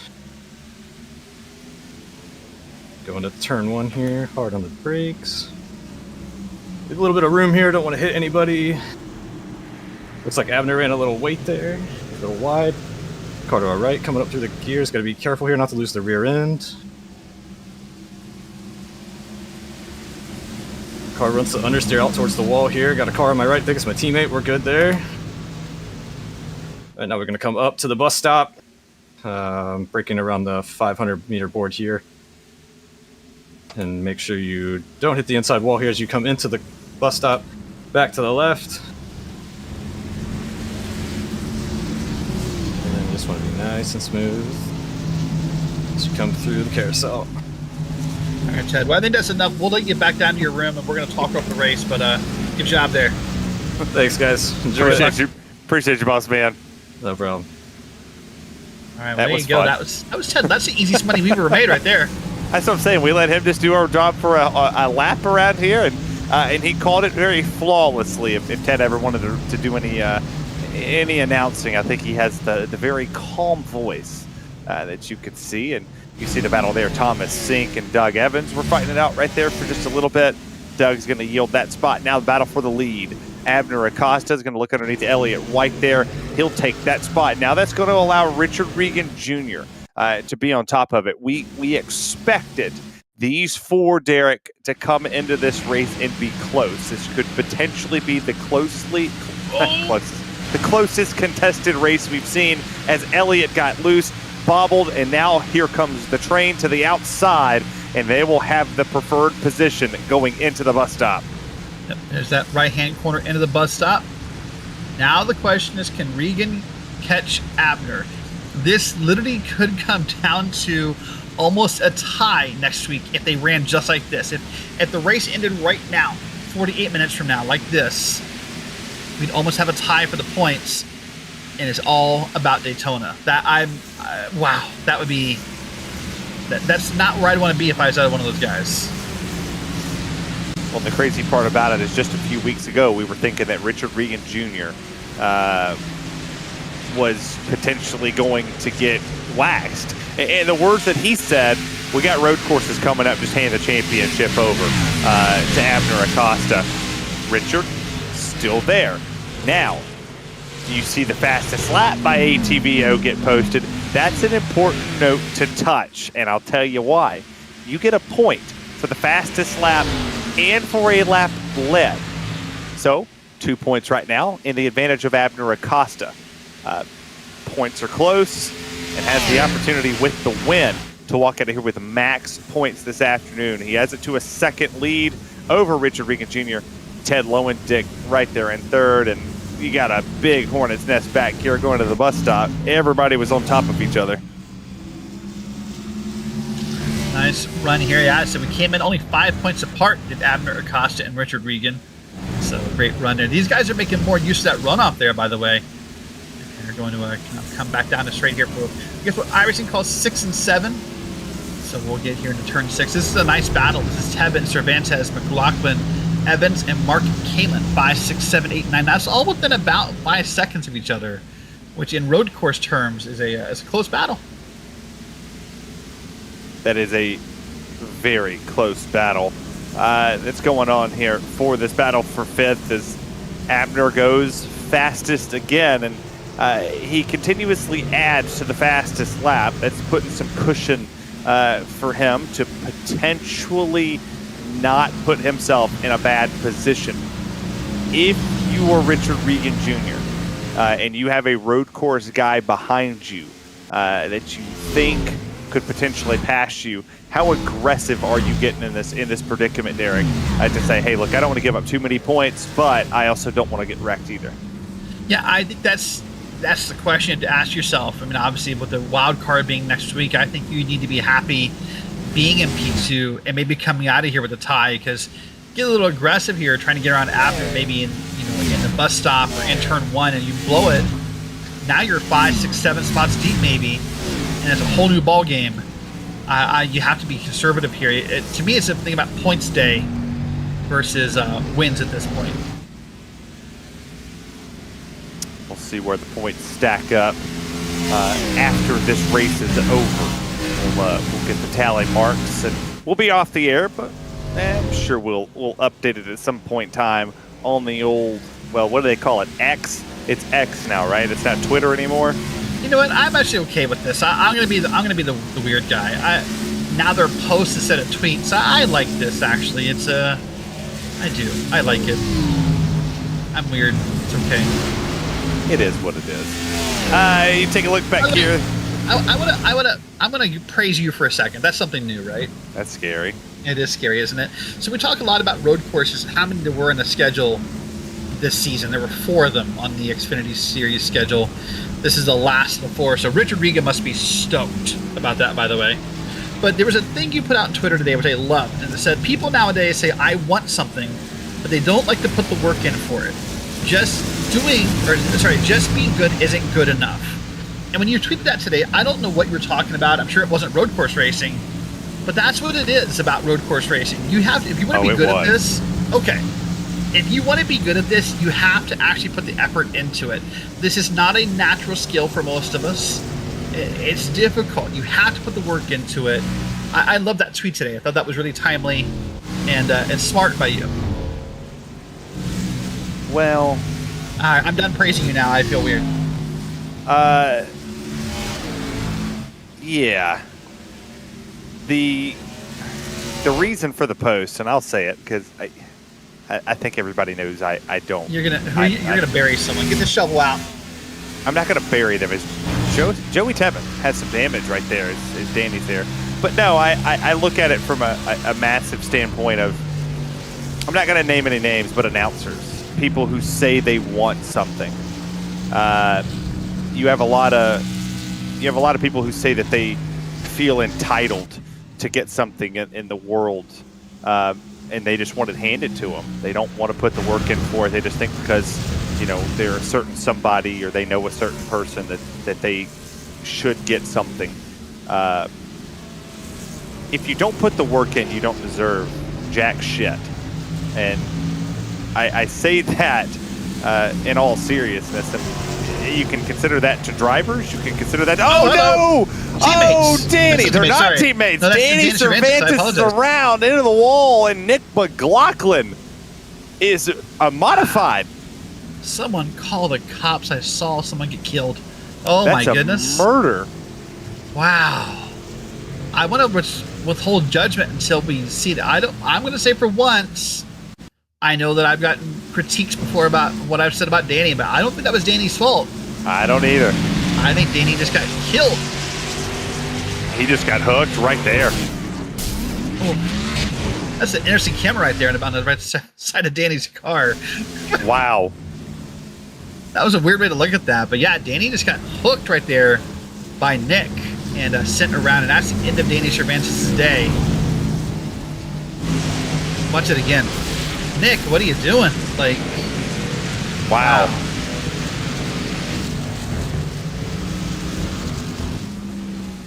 Oh, I'm without word. We were in the middle of a conversation, and wow, just didn't see that coming.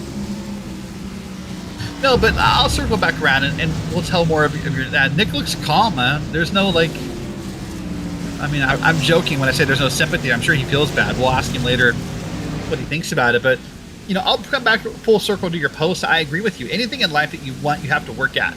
There's a quote from, I know, Ohio State. Give me a second. Hear me out. I believe it's Woody Hayes who has a quote that says, anything easy ain't worth a damn. Yeah. And that's what it is about road course racing. This is a hard skill, especially in these cars. And if you want to be good at it, if you want to be an Abner Costa, if you want to be a Richard Regan, a Ted Lowendick especially, you have to put the work in. This skill will not come naturally, and the hours that you put into practice for this typically reflect where you finish in races like this. Yeah, we'll look at So you get a better camera, maybe. We'll look at the 911 at the exit of turn 7. Wow. That's tough. But I mean, no, and I apologize to anybody I offended by cussing. But it's very annoying that a lot of people, and there's a lot of people all over the planet that gets passed up for opportunities. Whether it's, real world iRacing, jobs, a lot of things in this world that you should have to put the work in for, and you really, you can't fake it. And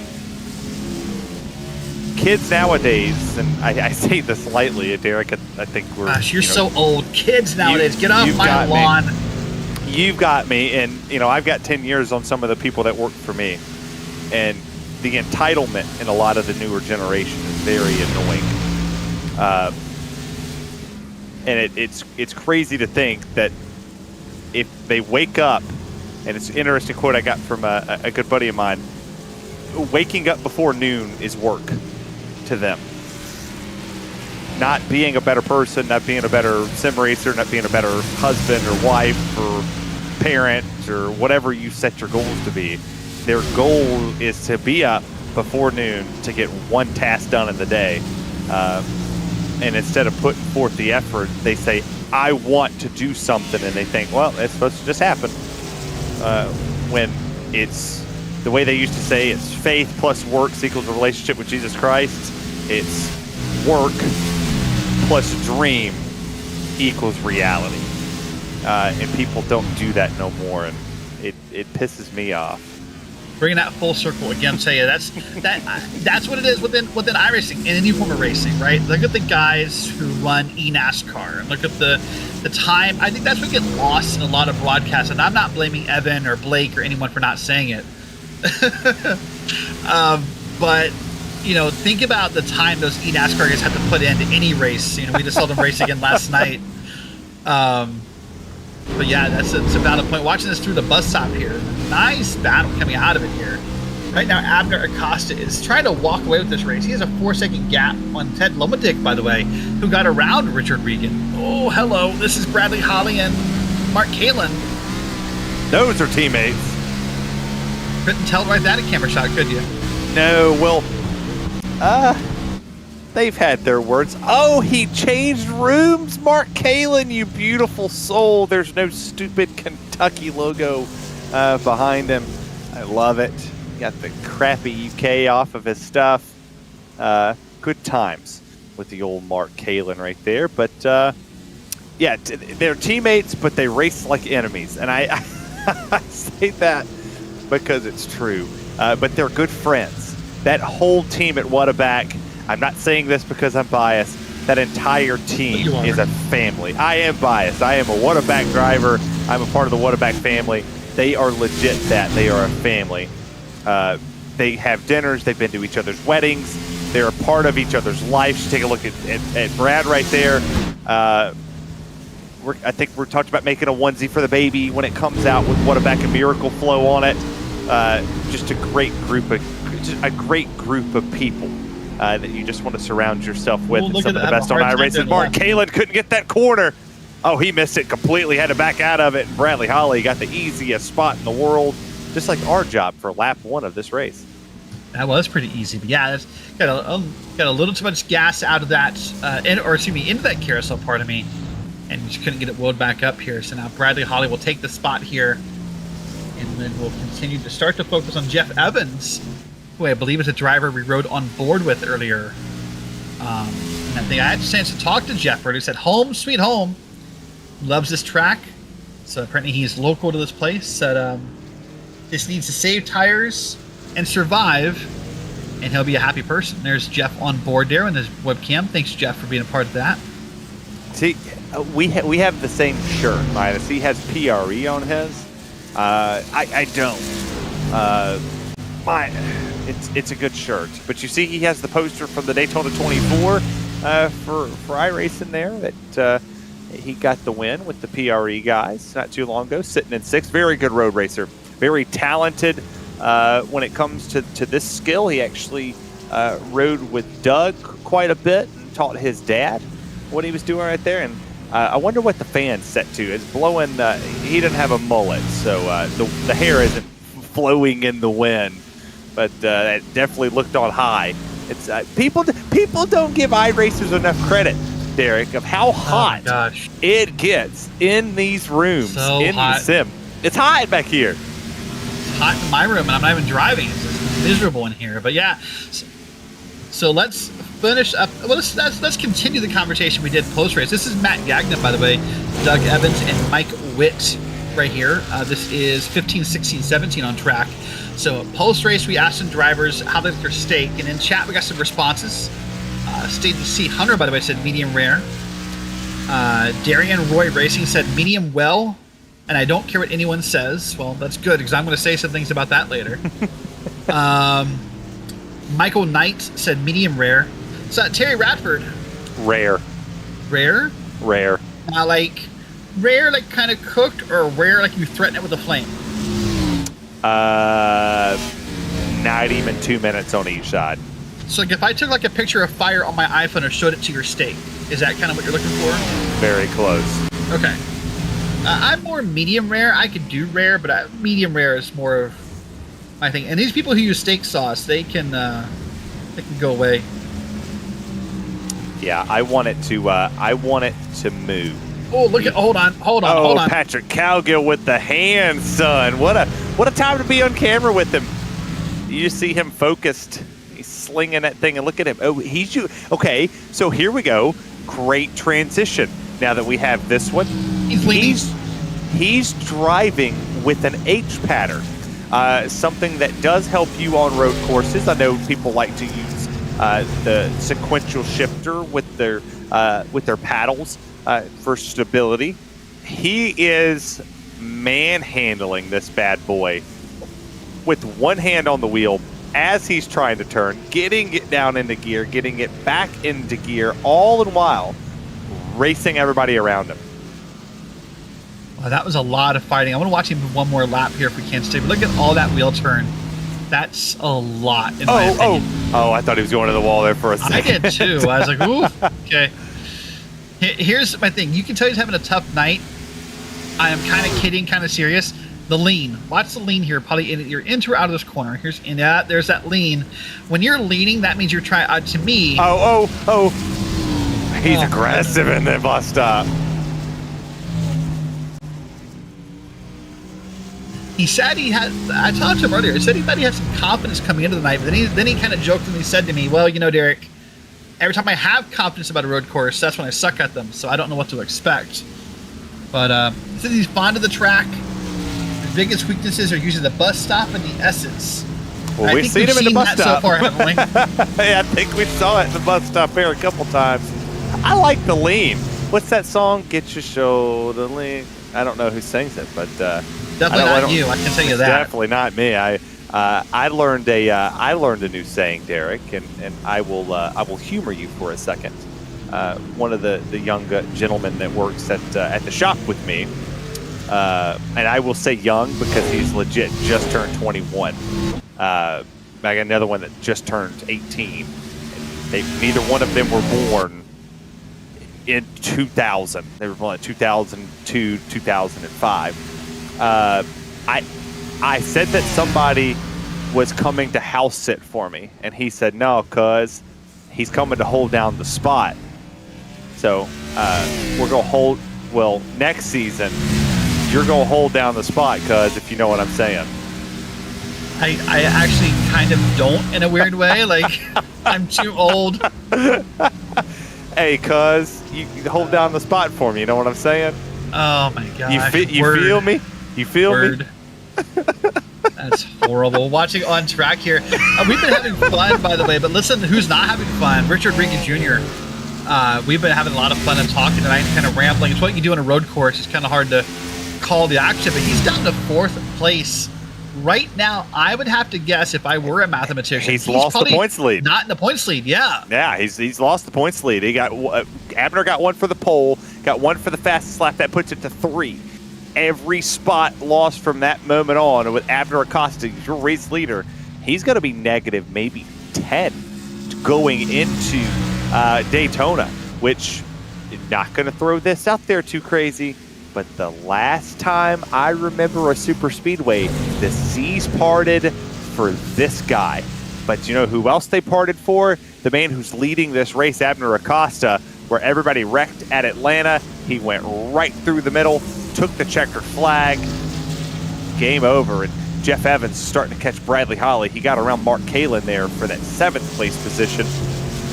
He'll try to work his way. Actually, pardon me, Bradley Holly caught Jeff Evans. And made that pass work, and here I was thinking that he was catching it, but he's staying consistent with him. He's right there. Now it's battle for 7th as Kalin and Evans start to fight it out. So now here we are sitting looking within the 20-minute mark of this race, about 30 minutes or just a little less to go. I would have to think the pit window is rapidly opening here, Terry.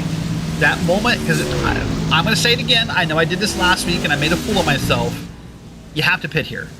I don't see how you go a 50-minute race at the Glen without pitting. Now, of course, they made me a liar last week, but we'll have to wait and see. But we'll take a look here now. Bradley Holly, if he could gain a few spots here, by the way, he could also benefit from Richard Regan's struggle, if you want to call it that. It's weird to call 4th place a struggle. I'm trying to think of a better word for that. It is. It is, right? I will say, I'm going to call this race like I did the trucks.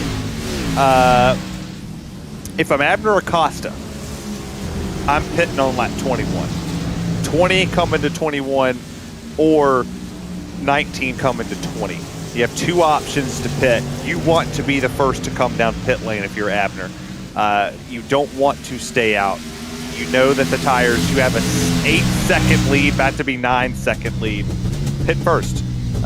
Take it and just go. Matt Karakoff is going to come, or Brett Karakoff's going to come pit. So there's 1. I don't count him as forcing anybody outside the top 4 to make them pit. So I think Abner's going to be the one to drop it first. If Elliott White will probably pit coming 19 to 20. Or this lap as well.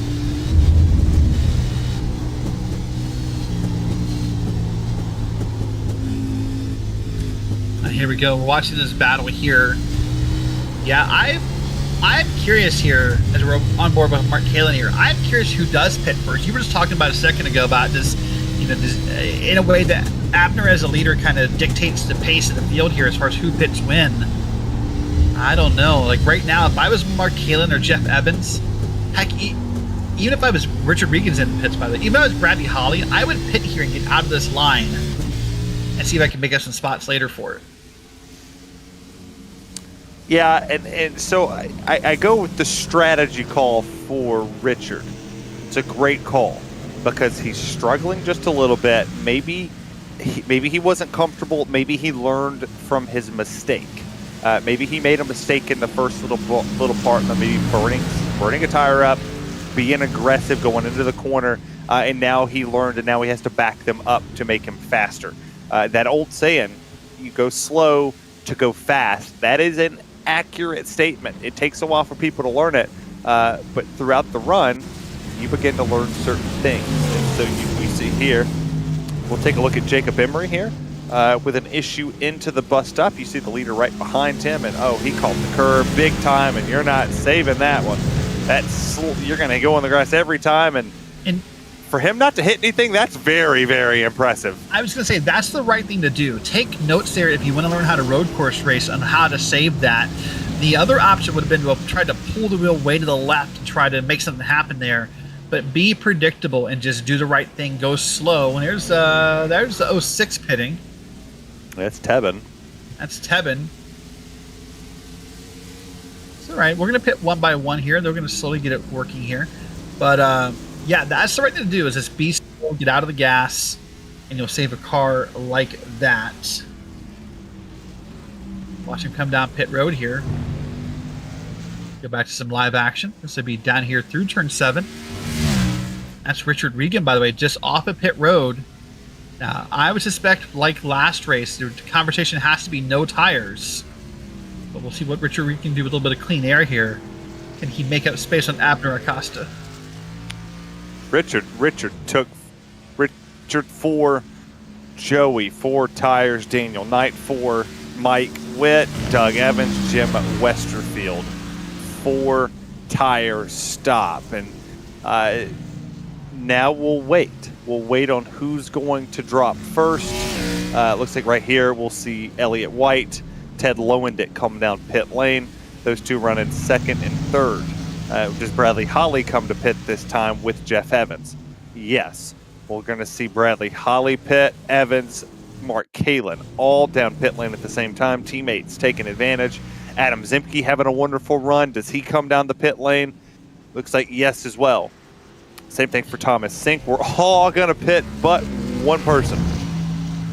Abner Acosta. And the longer Abner stays out, the more I begin to wonder if he doesn't want to take tires. Because realistically, this tire thing that Richard Regan and the others have done, that pays off when you have a lot of time left to make up the difference in pit delta between tires and no tires. If, let's say you're at Abner Acosta, and let's say you run the tank dry, then that tire difference isn't as big because you don't have as much time left in the race to benefit from new tires. So I don't know. He might still take tires. I'm not saying he won't. I'm just saying that's a different way of looking at the idea of road course racing. I mean, with a 9-second gap, there he comes. So he's taking tires in. Yeah, with a 9-second gap, you kind of can do whatever you want to do. And Abner's having his way with it. He just has to make sure he checks the tack. No speeding, all the way on the limit. Don't want to put yourself in a bad position at that drive all the way to pit box number 1. We'll wait for the jack stands to come up there. We'll take a look at P2 as well, who is under a blanket. Richard, Elliott White, Ted Lowendick, all right here, second, third, fourth. Getting absolutely hounded here. Oh, and we can have a connectivity issue there. A little you can't see me action for the 72 of Ted, but he's getting hounded here by the 56. So let me come back to a question you asked me about 20 minutes ago involving Richard Regan about the kind of race I would run if I were Richard Regan. I would not be in the middle of this pack right here. I would either work to get around Ted or I would fall back behind Elliott. This little 3-car pack right here, especially after the S's, this is dangerous. This is a simple track in some forms, but still easy to make little mistakes here and get caught up in someone else's mess. This is, to me, not worth the risk he's taking. Live to fight another day. That said, though, Terry, I'm a conservative driver. I like to be conservative and wait till the end. Oh, my goodness. Look at that car slide out there out of the bus stop. I'm more conservative. I like to play conservative and see if I have a chance at the end. But these guys obviously are different than me and better than me in some cases. Well, and then you called it. You called like, hey, I don't want to run a certain type of race. Richard backs out of that one, and he'll let Elliott White go by to the P3 position. He'll sit there and kind of ride behind. And I'm going to go back to something that happened a little earlier in the race that took one of our drivers out. The reason I'm going to do this is because it affects no part of this race. He sits 21st, 13 laps down. I want to get Nick McLaughlin's perspective on that one. And Nick, the fight there between you and the 25 of Danny Cervantes didn't end well for neither one of you. Walk me through what happened there. I was just trying to put some pressure on him. I thought maybe I could carry some more speed around the outside, and fortunately our bumpers clipped and he kind of come across my nose, and that just wasn't going to end very well for either of us. Any words between you two? No, nothing's been said. I'll try and get a hold of him after the race and see what he's thinking. If he wants to point it on me, he's definitely got more experiences in these cars. That may be my fault, but as far as road racing goes, I felt like it could have been a good maneuver, but obviously it didn't end well. What do you go to Daytona next week? You're just going to go out there and have some fun? Yeah, it should be good fun. It'll be the first time I've done Daytona in an actual oval car, so I'm looking forward to it. I know a guy if you need some practice, but Nick, tough break for you here this afternoon. Stinks to see you mitigated back to the 21st position, and we'll see you next week at Daytona. Thanks, guys.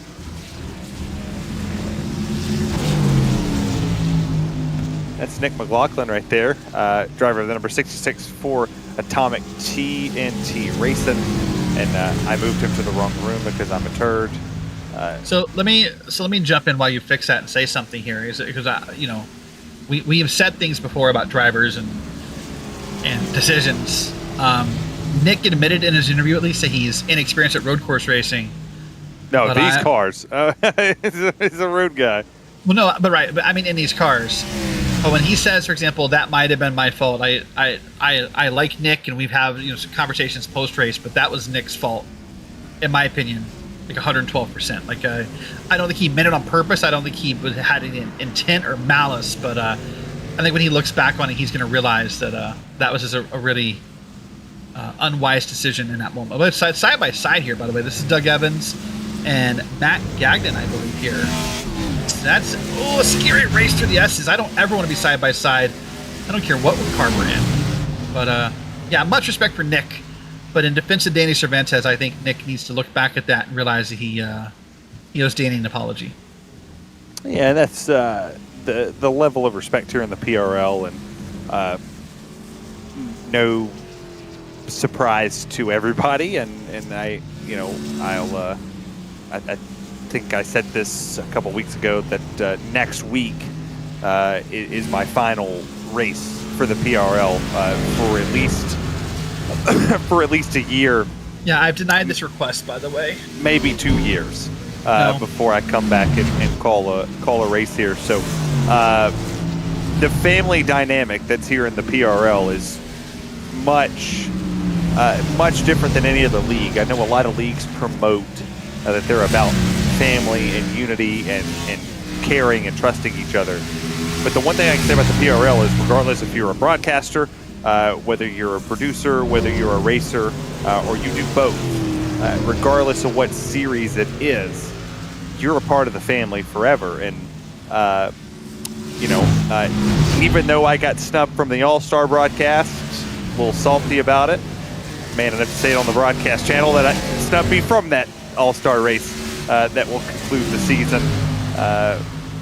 Kind of sucks, but I feel like when you say my name in this league, people see something a little bit different. And I'll always call this place home, and I'll definitely always have a good bit of family here in this league. You should take a look right here. One of my brothers, Mark Kalin, there. He might be a Kentucky fan, but I still love him. He's sitting there defending that 6th place spot from Jeff Evans as the Miracle Flow 51 and the Miracle Flow 62 try to hunt down a 4-second gap to Bradley Holly for that P5 position. What's more impressive here about what's happened in this race, as we've been kind of talking with Nick McLaughlin and kind of focusing on different things here, Abner Acosta has opened that lead. Oh my gosh. Like, look at that lead there, by the way. It's now 10 plus seconds on Ted Lowendick. I feel like before the green flag stops, it was not that big. So I don't know if it's just he's gained it on the pit delta or if he has had a really great pit stop. But Abner has opened that up here. Now he's got to start to deal with lap traffic. We know how scary that can be. But he is marching through the field. Well, and I guess maybe Stacey Hunter didn't get the memo that next week was my final call for a while. Sorry, Stacey, to bring it to you this way. But gonna focus on being a father. I think that's gonna be a big key to be a better husband and a better father, and still be able to focus on the real life broadcasting gig. I challenge everybody in a time span of your life, your priorities have to be first, and your family will always be your priority. Money comes and goes, but family's forever.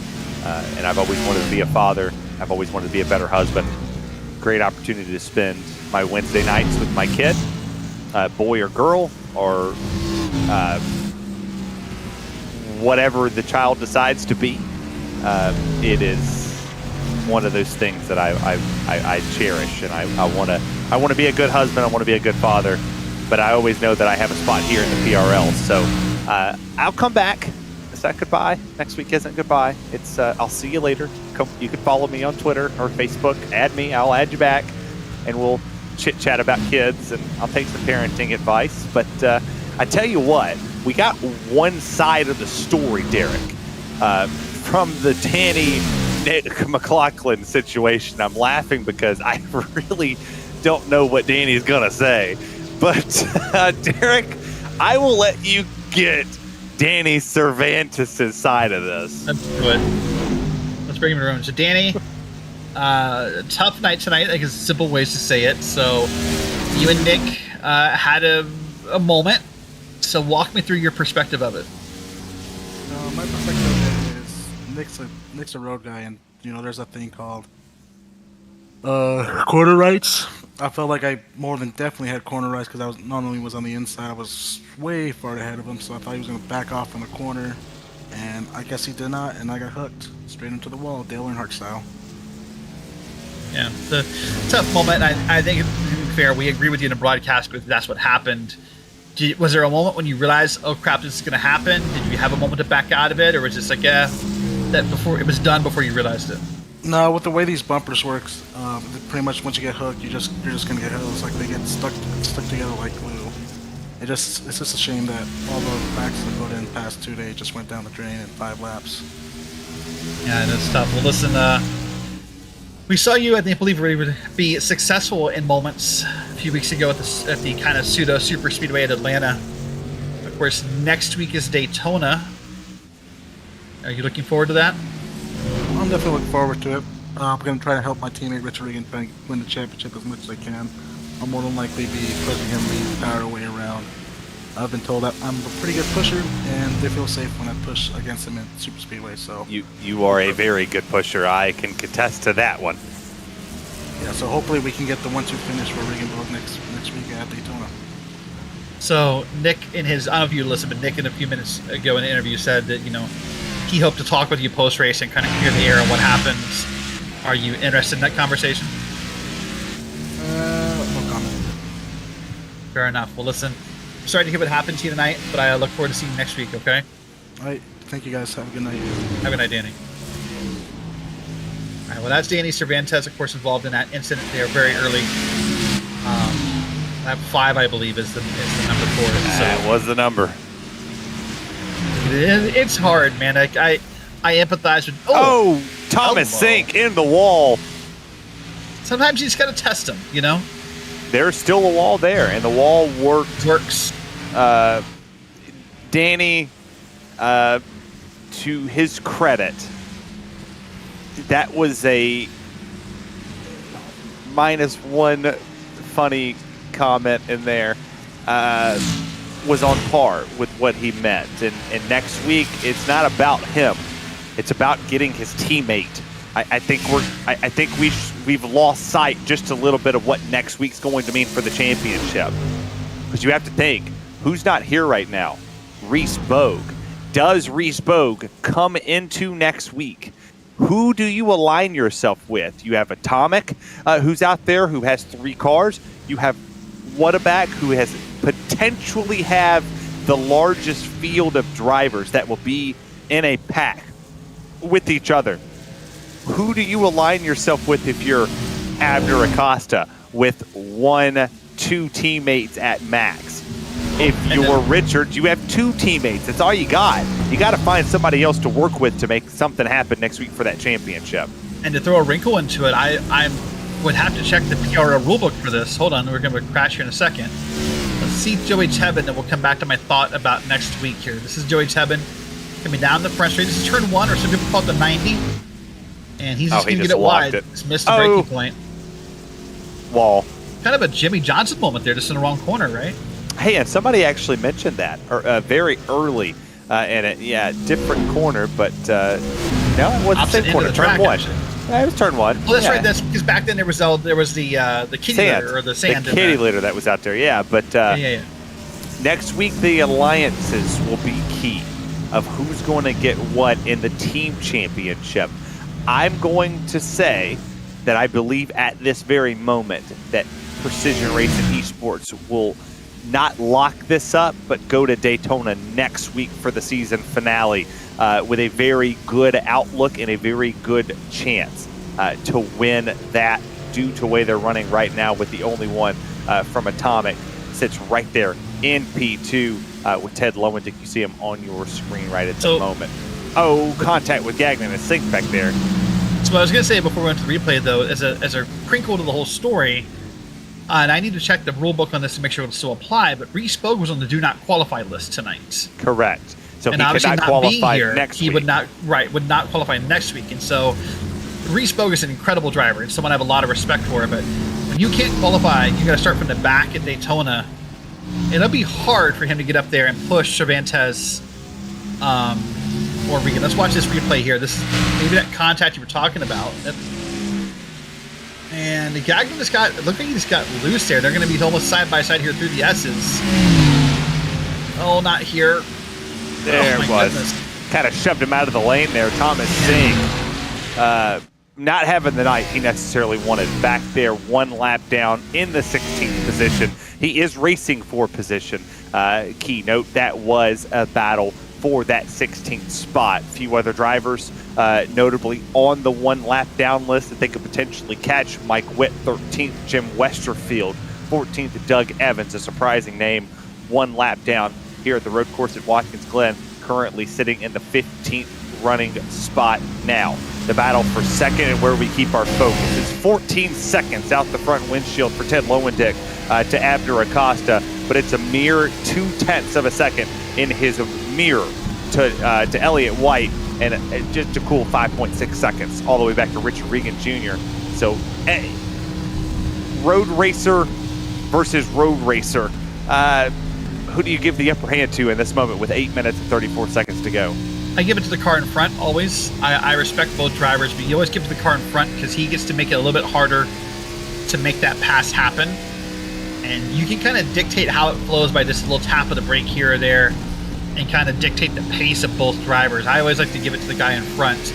I'm going to come back for a second, though, before we wrap this up here and talk about Danny Cervantes for a second. I know that a few weeks ago I used the word aggressive, and that maybe wasn't well received, and I respect that. But that interview by Danny tonight was really classy and honest and mild-mannered and professional.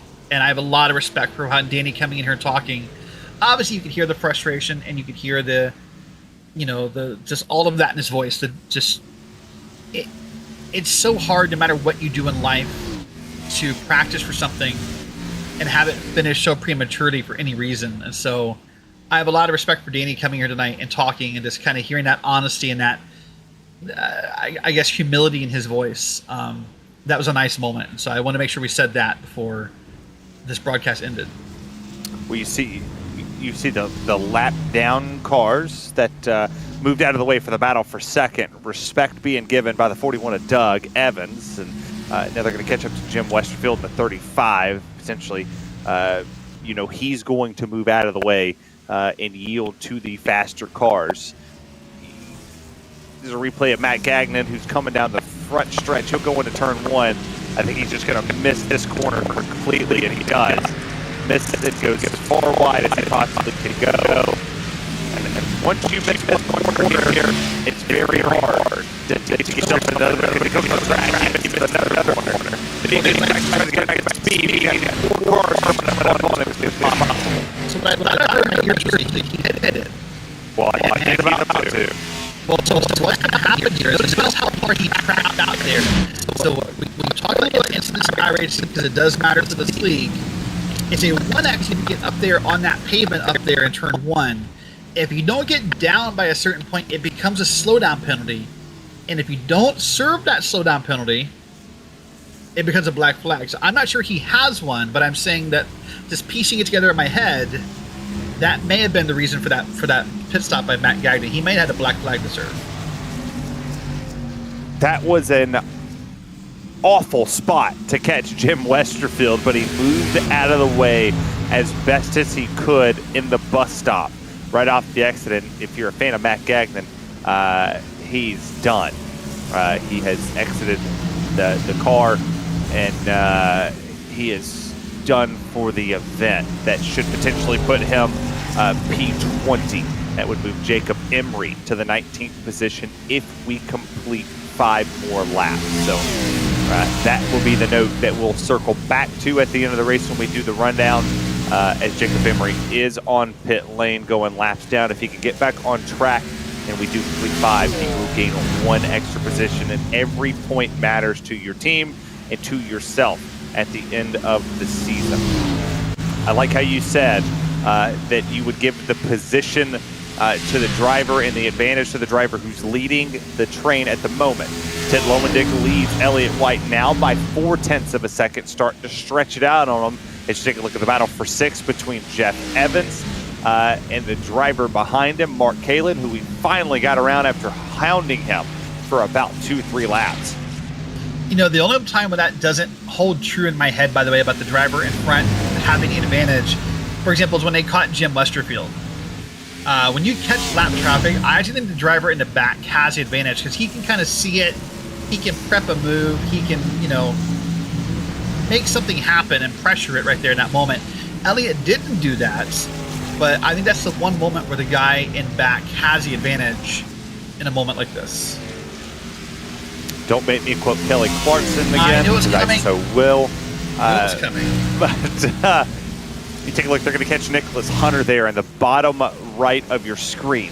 So Jeff potentially is going to tell his teammate, hey, can you move out of the way? Go high force in 1. Try to give us some room when we do catch you to get out of the way. You're not missing nothing for the battle for the race lead. The race lead is long gone unless Abner Acosta just stops at McDonald's for coffee or something. If he gets hungry, or if he goes bowling or something, we'll catch a battle for the race lead there. But the battles for 2nd and the battles for 6th. That's the 2 fights that will be going on here this afternoon. I think this is the 2nd time ever that I think I've called a race flag to flag, no cautions on the road course, and I don't recommend it for next season. If the trucks go to, oh, Mark Kalin missed it. He missed the bus stop completely. So this is the difference between iRacing and quote-unquote real racing, is that in real life, NASCAR would make him stop, come to a full dead stop, and then pick up his pace again. iRacing will make him serve a slowdown, which he can gradually serve over the next 30 seconds. Oh, hello. Oh, Karakov. Oh, Karakov. That's... okay, that's 2 races, 2 Karakovs, both hitting the wall with the side of their car. They learn from each other. It's consistency. That's what's important, right? But yeah, no, Mark will have a certain amount of time to serve that slowdown and get that thing on pace here. So that'll be what happens with Mark Kalin. Beautiful pass there by Jeff Evans. That's a great way to do it there into turn 1 to dig it down in there.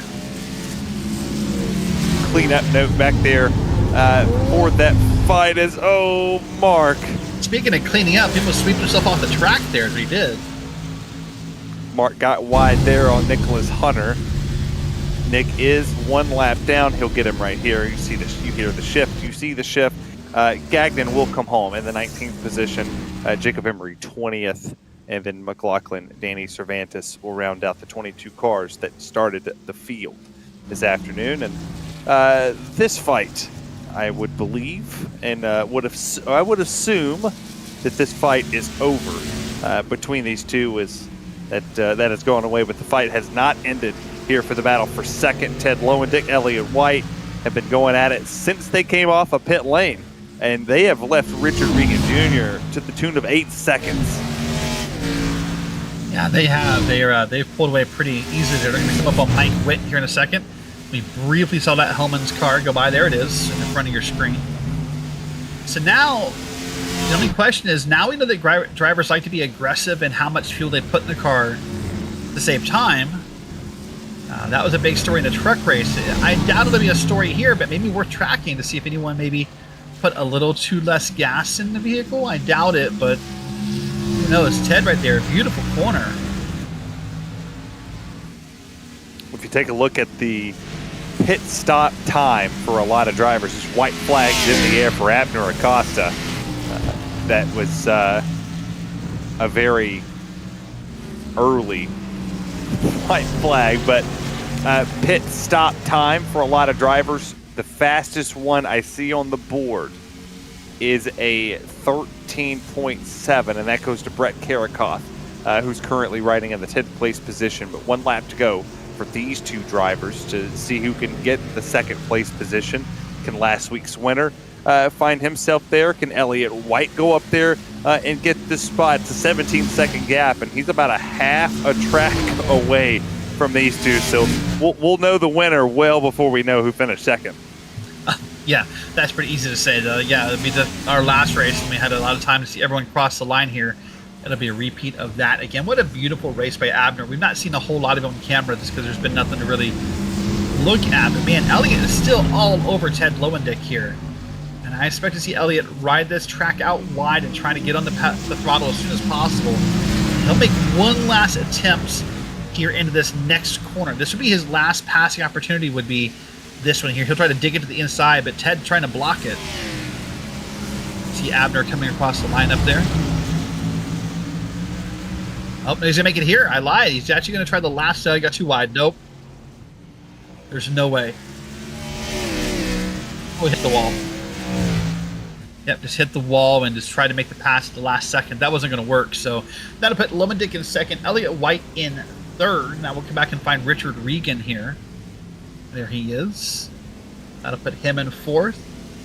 And we'll put Bradley Holly in 5th with that beautiful hair picture there you see on the broadcast. Jeff Evans here from What About Overdrive Racing here.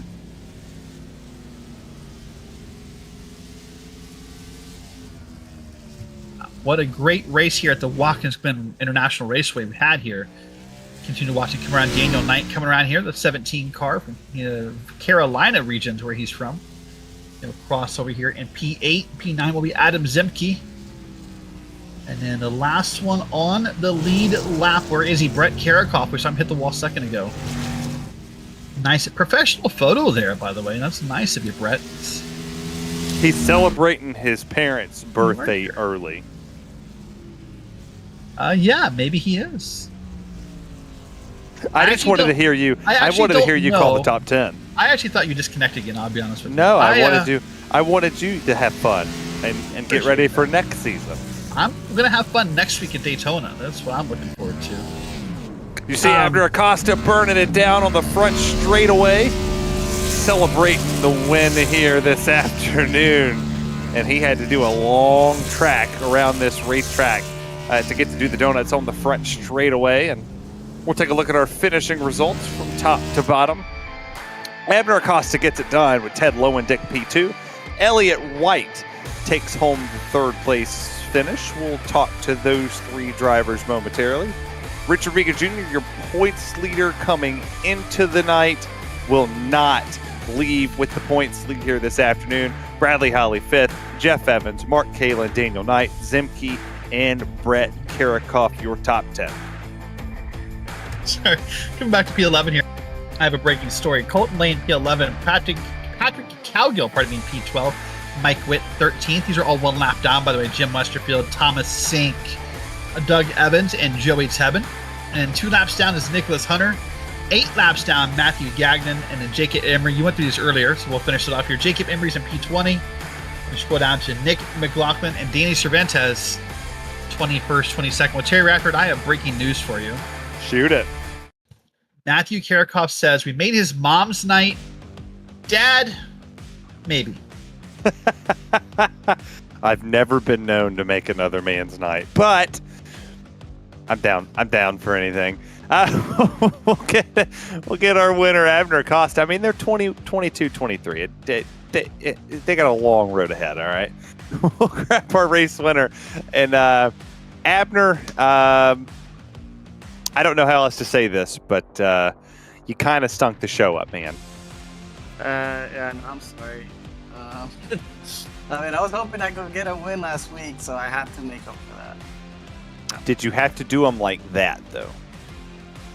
Well, I mean, I almost messed up again on turn 1, so, I mean, it wasn't perfect. I definitely it could have been better, but, yeah. So you messed up on lap 1, and then you got mad and didn't mess up again? Yes. I basically needed all these points to kind of get a little bit ahead of Richard. That's all. I mean, it's still going to be a coin flip next week for the last race, but I guess I might be ahead by like 5 points. So it's going to be fun.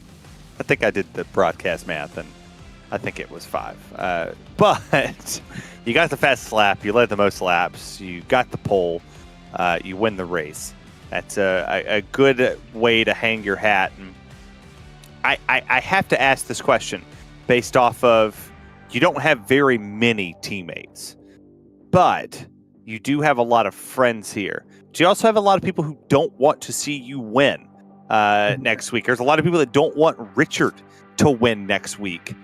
Richard's such a nice guy. Why would anyone? Oh, yeah. Richard's a sweetheart. What do you do? What do you do in that position? How aggressive are you next week, knowing that, hey, if I wreck, the championship's over? I don't know. I mean, I'm just gonna go. If it was for the whole year, I would play it like super safe. But it's just for season 3. I do have Elliot, and Elliot likes super speedways, and that's it. And I think as far as like people wanting or not wanting people to win, I think it's kind of equal, and people maybe not wanting me or Richard to win just because we have, I guess, more success. So that's normal. But there's a lot of quarterback guys that are going to be working together and other teams, so it's gonna be rough. I'm just gonna race. I don't think I'm gonna see how the C's are at the beginning, see how crazy everybody is, and go from there. But I'm just gonna have fun. Well, I appreciate your time, and thanks for stinking the show up for us, Abner. Thank you. If you guys switch it to a road course next week, that would be great. Petition for Daytona Road. Got it. Yes. Abner, congratulations. We'll see you next week at the World Center of Racing. All right, see you. Oh, that's Abner Acosta making a stinky show for us here this afternoon. And we'll pass it down to Ted Lowendick, who's going to stand by with Derek Watson. Well, Ted, we talked to you a little bit at the start of the race. You kind of called lap 1 for us and made our life easy. But P2 overall, right? So not a shoey, but a very good run tonight. Yeah, just didn't have anything for Abner. Honestly, I think at the end of the race, Elliott was getting held up by me too. So was thankful that we were able to hold him off and try to maximize as many points as we could for the team. I know Nick and Joey didn't have the greatest of days, so yeah, we'll see what happens at Daytona next week. It's a bit of a crapshoot, and hopefully we don't roll a 7. So we know last week that you kind of got named as the guy who kind of kept the room calm and everything. You're the only atomic racer tonight to not have some kind of incident. How do you keep a room like that calm when that's the case? Well, it helped that Nick just kind of stopped. I think he had an issue where he pitted, and then he actually got a black flag after he came out of the pits. Well, he also pitted someone else, but yeah. Oof, that's bad. Yikes, we'll talk to him about that one later. But yeah, I was behind Joey when he tried to pull a Jimmy Johnson. Just missed the corner there. So I think it was a night that we thought was going to be good for us, and then we just kind of had some silly mistakes, and it's one of those things where if you're off your game for like a couple of feet when you're hitting your brakes, you're gonna miss the corner, and if you miss the corner, you lock up, and you never know what's gonna happen. So yeah. Well, more than likely next week. You came in tonight 50 points out. I can't think you're going to make it too many points because of where Abner and Richard finished, but next week's Daytona, so let's let whatever happens, right? Yeah. Not sure how the strategy works there, other than I think you just say a few prayers before the green flag starts and hope you don't get caught up in someone else's issue, and we'll see how it goes. Well, we've been asking tonight, and actually we forgot to ask Abner, so I'll try to get a hold of him later and ask him privately, but Our silly question of the night: if you go to a restaurant and you order a steak, how do you order it cooked? I go medium. Ooh, And I do it with, getting close I do it with here. hamburgers too. Yeah. Now, during the truck race tonight, we had a couple of Neanderthals who use steak sauce. Are you one of those people? I am not. If a steak Okay, is good. cooked properly, you don't need sauce. Thank you. Thank you so much. Well, listen, good job tonight. We're proud of you. I'm sure we'll harass you later after broadcast, but good run tonight. Thanks. Before we go, do you guys know why it's polite to knock on your refrigerator door before you open it? Terry Radford, do you want to take this? I'm not touching that with the 10-foot pole. You never know when a salad dressing's gonna be in there. So Sick of you. that's Ted Lowen. He came home second tonight. Oh gosh, and we'll get third since Ted's the comedian now. And Elliot, you didn't get the win. Tried to get second and managed to come on P3 here this afternoon. Your teammate got the win. He talked about heading into Daytona.